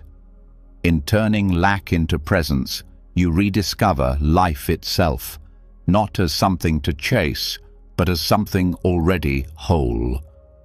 When the lens shifts from lack to presence, life takes on a richness that cannot be measured by possessions or milestones. Yet even in this clarity, one of the deepest forms of chasing still lingers, the chase for identity. It hides beneath roles, labels, and achievements, convincing you that who you are must be defined, displayed, and defended. This chase is subtle because it feels like self-discovery, but it is fueled by the same restlessness that drives all other forms of seeking. Letting go of this pursuit does not leave you empty. It frees you to experience life without conditions attached to who you think you must be. Identity begins as a survival tool. Children learn to define themselves through feedback. The clever one, the quiet one, the achiever, the helper. These roles offer safety and belonging, but over time, they harden into cages. The mind becomes invested in protecting and reinforcing these identities, fearing their collapse as though it were death itself. Yet identity is never fixed. It shifts with age, with context, with experience. The suffering comes not from having roles, but from clinging to them as the essence of who you are. The chase for identity shows up in careers where worth is measured by titles and achievements. Someone may devote decades to building an image of success, only to feel empty when the role changes or ends. In relationships, people cling to labels, spouse, parent, child, and feel lost when those labels no longer apply. Even in spirituality, seekers may attach to identities like meditator or healer, turning the path itself into another form of ego armor. Each time identity is chased, freedom is lost, because happiness becomes conditional on maintaining a fragile image. The nervous system mirrors this fragility. When identity is threatened through criticism, failure, or change, the body reacts as if under attack. Heart rate rises, muscles tighten, fear takes over. This is not because the self is truly in danger, but because the mind believes identity equals survival. By loosening attachment to identity, the body relaxes. Life's changes are no longer experienced as threats, but as natural movements. Letting go of the chase for identity does not mean erasing individuality. It means recognizing that roles are temporary garments, not the essence of being. You can wear them lightly, parent, teacher, artist, leader, without believing they define your worth. When the garment changes, your essence remains untouched. This perspective allows you to meet change with grace rather than fear. One way identity clinging limits happiness is through comparison. When your sense of self depends on being better, smarter, or more successful, every encounter becomes a competition. Peace is impossible because identity is always on trial. Dropping this chase releases you from constant defense. You no longer need to prove or protect. You can simply be, allowing relationships and experiences to unfold without the heavy weight of self-image. Another form of identity chasing is perfectionism.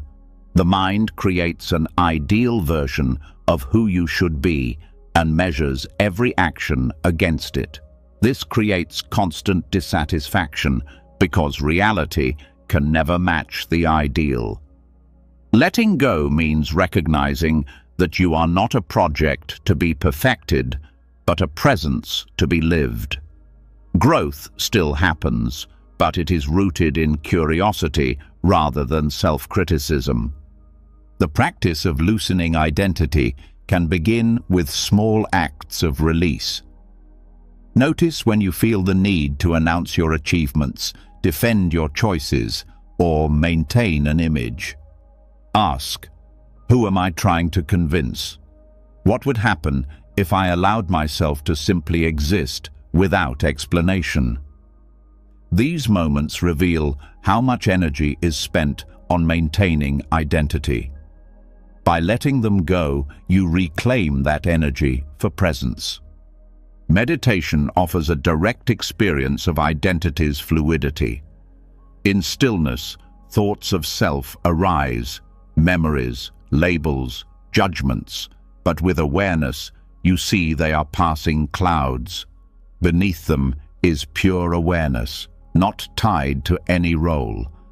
Resting in this awareness reveals that identity is a tool, not a truth.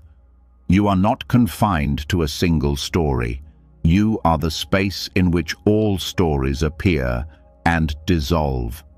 Relationships also transform when identity chasing ends. Instead of needing to play roles to gain approval, you show up authentically. You no longer demand others fulfill roles for your sake, allowing them to be free as well. This creates deeper connection because love is no longer conditional on performance. It is rooted in presence, not in identity. Work and ambition are also liberated. When identity is not tied to career, success becomes an expression rather than a necessity. You can pursue goals without desperation because failure does not erase your worth. This makes risk-taking less frightening and creativity more genuine. Identity no longer dictates your choices. Values and curiosity guide them instead. The release of identity also brings resilience. When roles change, as they inevitably do, you are not shattered. Retirement, breakups, relocations, or health changes no longer strip you of who you are, because who you are was never confined to roles. This resilience brings peace because life's shifts are met with openness rather than panic. Spiritual traditions highlight this freedom. Buddhism teaches non-self, the recognition that clinging to identity is the root of suffering. Taoism speaks of flowing with life rather than fixing yourself in rigid roles. Even in psychology, modern research shows that flexible self-concepts correlate with well-being, while rigid identities increase stress. Across cultures and disciplines, the message is the same. Happiness grows when identity is held lightly. The fear of dropping identity often comes from the belief that without labels, you will be nothing. Yet the opposite is true. By releasing clinging, you discover spaciousness. Without the burden of defending an image, you feel lighter, freer, more present. You are not nothing. You are openness itself. This openness is where joy flows without condition. Contentment deepens when identity chasing ends. Life no longer needs to validate you. A quiet day is not a failure because worth is not measured by productivity. A mistake is not a collapse because identity is not fragile. You live with a steadiness that chasing cannot provide. Happiness becomes less about becoming and more about being. The chase for identity is subtle, but it is also one of the most exhausting. By letting it go, you dissolve a weight that has been carried unconsciously for years. The energy once used to defend, prove, and compare is released into presence. Life becomes more intimate, more authentic, and more peaceful. This freedom is not dramatic, but it is profound. The freedom of no longer needing to be anything other than what you are, here and now. When the weight of identity begins to fall away, something unexpected arises in its place. Lightness. Without the burden of defending roles, proving worth, or clinging to labels, space opens for a new way of moving through the world. That space is playful, unforced, alive. Life no longer feels like a test to pass or a conquest to win, but like a dance unfolding in real time. This playful dimension of non-chasing is not frivolous or shallow. It is a profound expression of freedom, where joy and wisdom meet naturally. Play is often misunderstood as something reserved for children, as if seriousness were the hallmark of adulthood. Yet play is not immaturity. It is openness. It is the ability to meet life without rigid agendas, to explore without demanding outcomes, to enjoy without needing possession. In childhood, this comes naturally, but as people grow older, chasing replaces play, responsibilities, competition, and identity harden perception. Recovering the capacity for play is not regression. It is awakening to a freedom that was never lost, only obscured. Non-chasing makes play possible because chasing suffocates spontaneity. When the mind is consumed with grasping for goals, it cannot relax into the present moment. Every action becomes a means to an end, leaving no room for joy in the action itself. When chasing falls away, attention returns to what is happening now. A walk becomes more than a way to reach a destination. It becomes an unfolding experience of sights, sounds, and sensations. Work becomes more than a ladder to climb. It becomes a creative flow. Playfulness arises not from escape, but from being fully alive to what is here. Play also transforms relationships. In chasing, interactions are burdened with expectation, wanting others to validate, to provide, to complete. But when playfulness is present, relationships lighten. Conversations carry laughter, not just information. Conflicts soften because they are not approached as battles, but as opportunities to learn together. Even silence between people becomes less heavy, more comfortable, because there is no demand to prove or perform. Play brings warmth where rigidity once lived. In creativity, playfulness is essential. The greatest art, music, and innovation often come not from pressure, but from exploration without fear. When you approach creation with play, mistakes are no longer failures. They are experiments, openings to new possibilities. The energy shifts from striving to discovering. This freedom invites originality, because true creativity cannot be forced. It blossoms when the mind feels safe to explore without judgment. Play also reshapes ambition. Dropping the chase does not mean abandoning goals. It means approaching them with lightness. Instead of gripping tightly, you engage with curiosity. Success becomes an expression of joy rather than a requirement for worth. Failure becomes less threatening because it is part of the dance. This playful engagement makes effort sustainable because it is fueled by presence rather than desperation. The body, too, reflects the shift into play. Chasing tightens muscles, quickens breath, and creates heaviness. Playfulness loosens the body, bringing ease and fluidity. Movements become expressive rather than mechanical. Even ordinary actions, stretching, cooking, walking, carry a rhythm of enjoyment. The nervous system settles and energy is freed. Happiness is not postponed. It is lived in the moment through embodied play. Spiritual practice itself benefits from playfulness. Meditation and mindfulness are often approached with seriousness, as though they were duties to perform correctly. Yet when play enters, practice becomes lighter and more effective. Sitting in meditation does not mean fighting thoughts. It means observing with curiosity, like watching clouds drift. Mindfulness is not about perfection, but about exploring awareness with openness.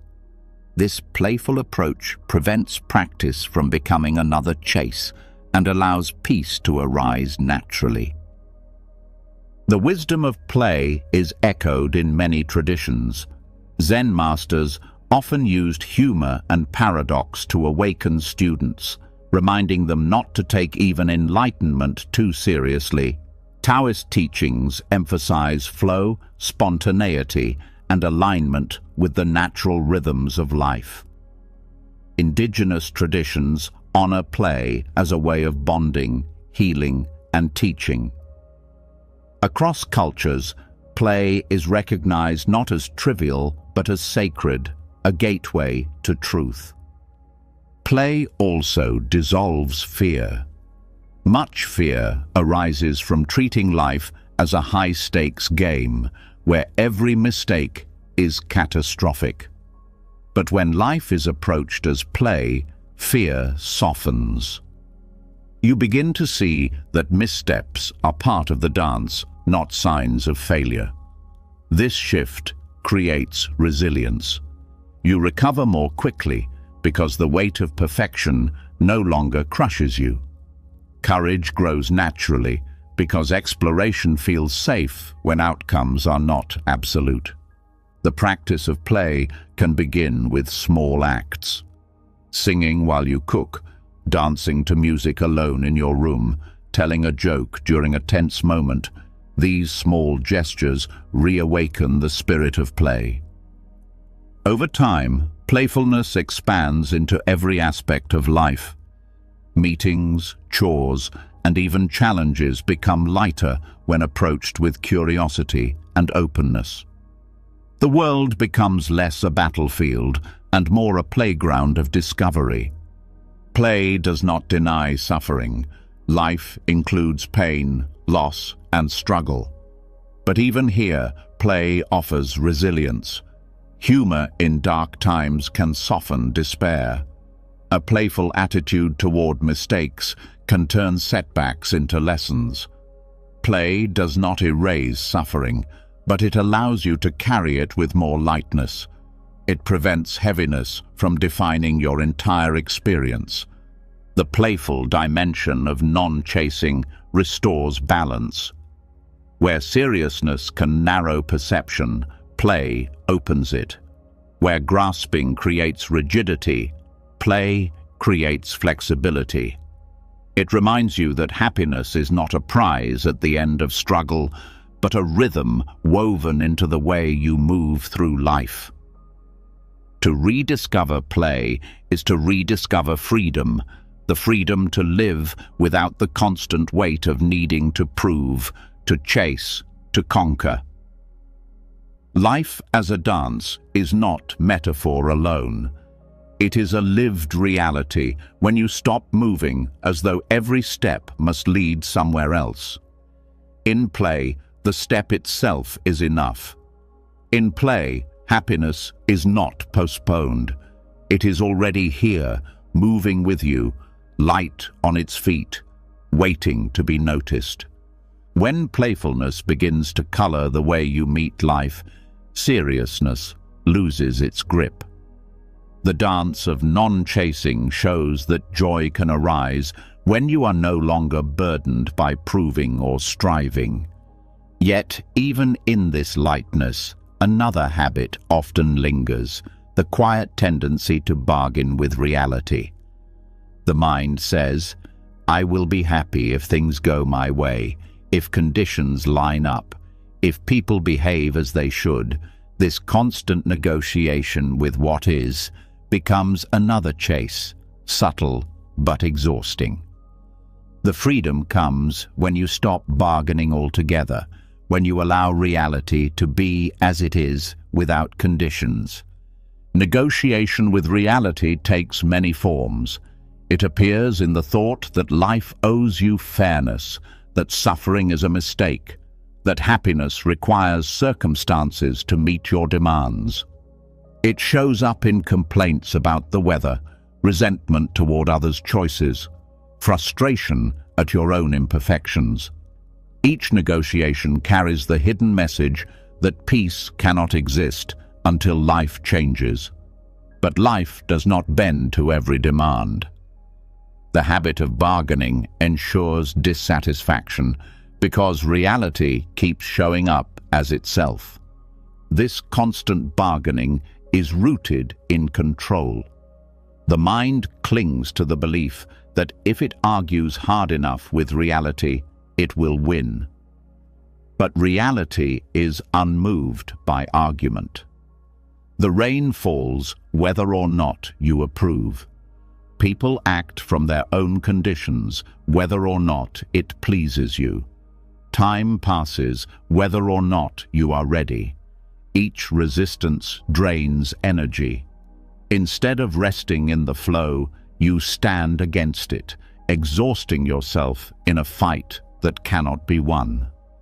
Radical acceptance is not resignation. It is not passive or indifferent. It is the recognition that this moment, as it stands, is already here. You can resist endlessly, or you can meet it directly. Only by accepting what is can you respond wisely. Acceptance does not mean you never act for change. It means your actions arise from clarity rather than denial. When you stop negotiating with reality, energy once wasted on resistance becomes available for meaningful response. Relationships reveal this dynamic clearly. Many conflicts arise not from actual harm, but from the refusal to accept others as they are. You argue in silence with their habits, their words, their ways of being. You say to yourself, they should be different. But this is a negotiation with reality. The person before you is who they are in this moment. When you accept this truth, you can respond with love, with boundaries, or with distance, but you stop exhausting yourself with futile bargaining. The body also reflects the strain of resisting reality. Muscles tighten, jaw clenches, stomach knots. The nervous system reads every argument with "what is" as danger. By practicing acceptance, the body relaxes. Breathing deepens, tension eases, health improves.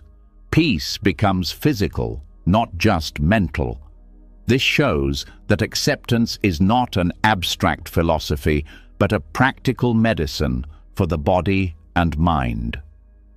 Negotiating with reality also distorts time. You spend hours replaying the past, insisting it should have been different. You project into the future, demanding it unfold a certain way. Both are negotiations with what cannot be controlled.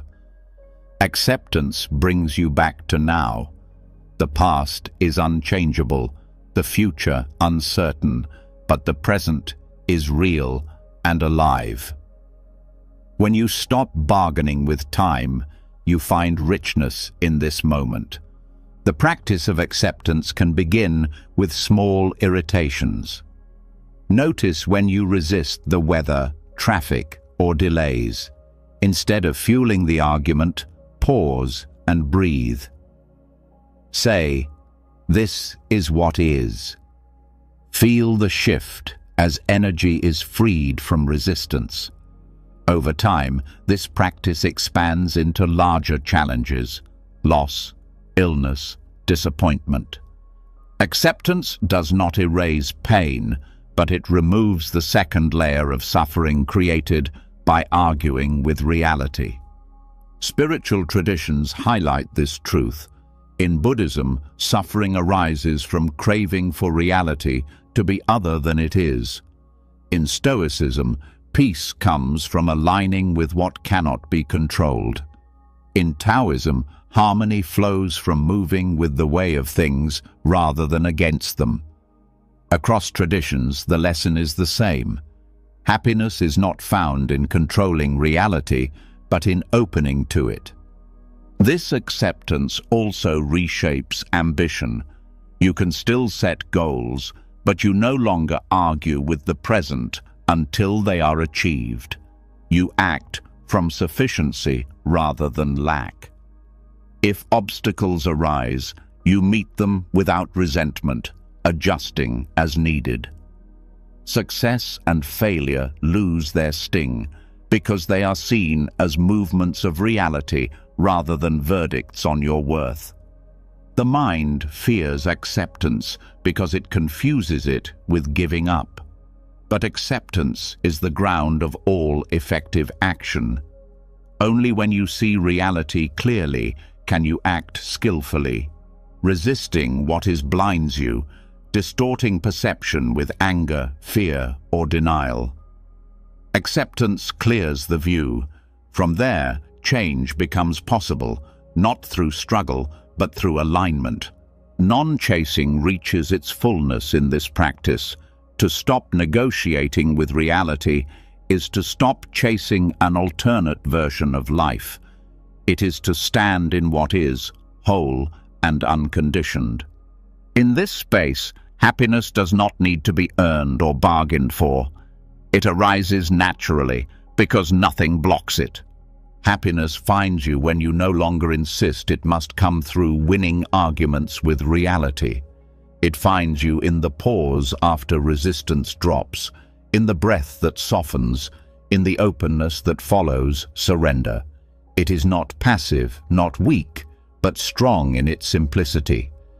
Radical acceptance is the end of bargaining and the beginning of peace. When the habit of negotiating with reality begins to dissolve, there is a sense of release, a freedom from the constant inner argument about how life should be. Yet, even in that relief, the ego often finds new ways to keep the chase alive. One of the most subtle and deceptive forms it takes is the pursuit of self-improvement. Growth, on the surface, looks noble.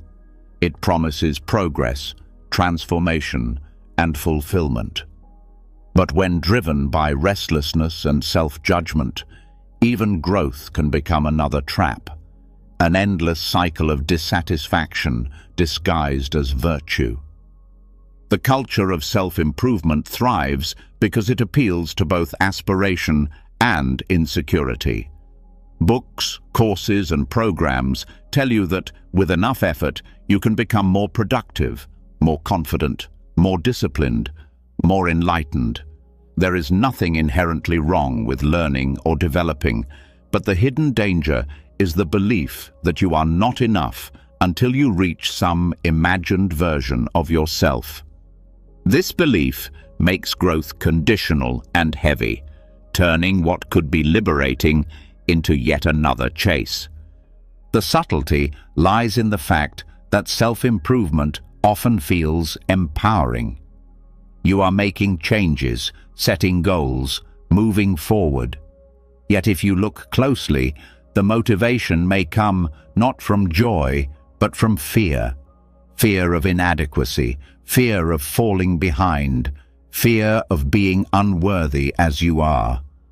When fear fuels growth, the process never ends, because no achievement satisfies for long. The mind instantly demands more. What began as an effort to evolve becomes a treadmill of self-rejection. This cycle drains energy. Constantly striving to improve leaves you restless because you are always measuring yourself against an ideal.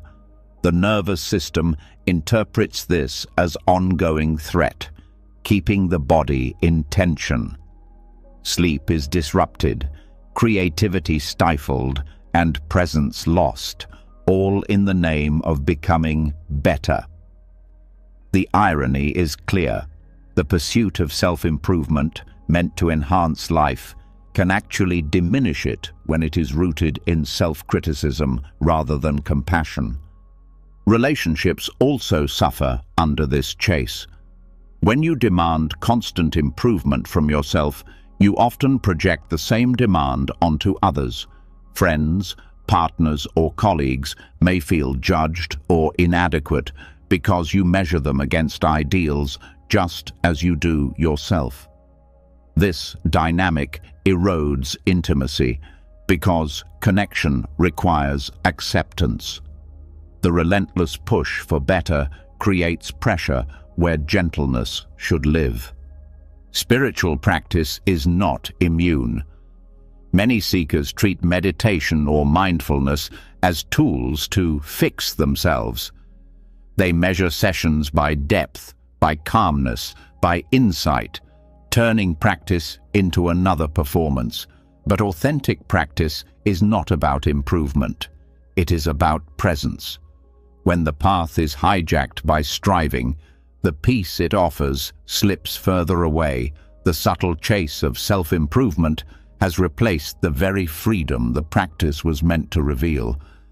The way out of this cycle begins with compassion. Compassion shifts the energy of growth from rejection to care. Instead of saying, "I must change because I am not enough," compassion says, "I grow because I care for myself." This small but profound shift transforms the texture of self-improvement. Growth becomes a gift rather than a demand, an act of love rather than fear. Compassion also allows you to rest. In the chase, rest feels like failure because every pause delays progress. But through compassion, rest is seen as part of growth. Just as muscles need recovery after exertion, the heart and mind need stillness to integrate change. Without compassion, rest is denied. With compassion, rest becomes sacred. Another essential practice is self-acceptance in the present. Accepting yourself now does not mean refusing to grow. It means recognizing that worthiness is not conditional on change. From this foundation, growth becomes free. You can pursue skills, healing, or wisdom without the weight of needing them to justify your existence. Paradoxically, genuine growth often accelerates when it is no longer pursued desperately. Gratitude also interrupts the chase. By appreciating how far you have already come, you weaken the belief that nothing is ever enough. Gratitude grounds you in presence, highlighting strengths and blessings overlooked by the restless drive for more. This perspective does not block progress. It makes it more sustainable because it removes the constant sting of inadequacy. Awareness of motivation is another key. Before pursuing improvement, ask, is this choice rooted in joy or in fear? Does it come from curiosity or from shame? By examining your intentions, you prevent unconscious chasing from driving your actions. If the answer is fear, pause. Redirect energy toward practices that nourish rather than punish. The body reveals the truth of your approach. When growth is driven by fear, the body feels tight, anxious, pressured. When growth is rooted in compassion, the body feels lighter, calmer, and more energized. By tuning into these signals, you learn to distinguish between chasing and genuine development. The body becomes a teacher, guiding you toward alignment. Community can also support this shift. Surrounding yourself with people who value presence over perfection helps dismantle the myth of constant improvement. In such environments, mistakes are seen as learning, rest is honored, and authenticity is valued above image. This atmosphere weakens the pull of the chase and nurtures sustainable growth. Letting go of the subtle chase of self-improvement does not mean abandoning growth. It means transforming it. Growth becomes a spiral rather than a ladder, an ongoing unfolding, not a desperate climb. There is no final version of yourself to reach.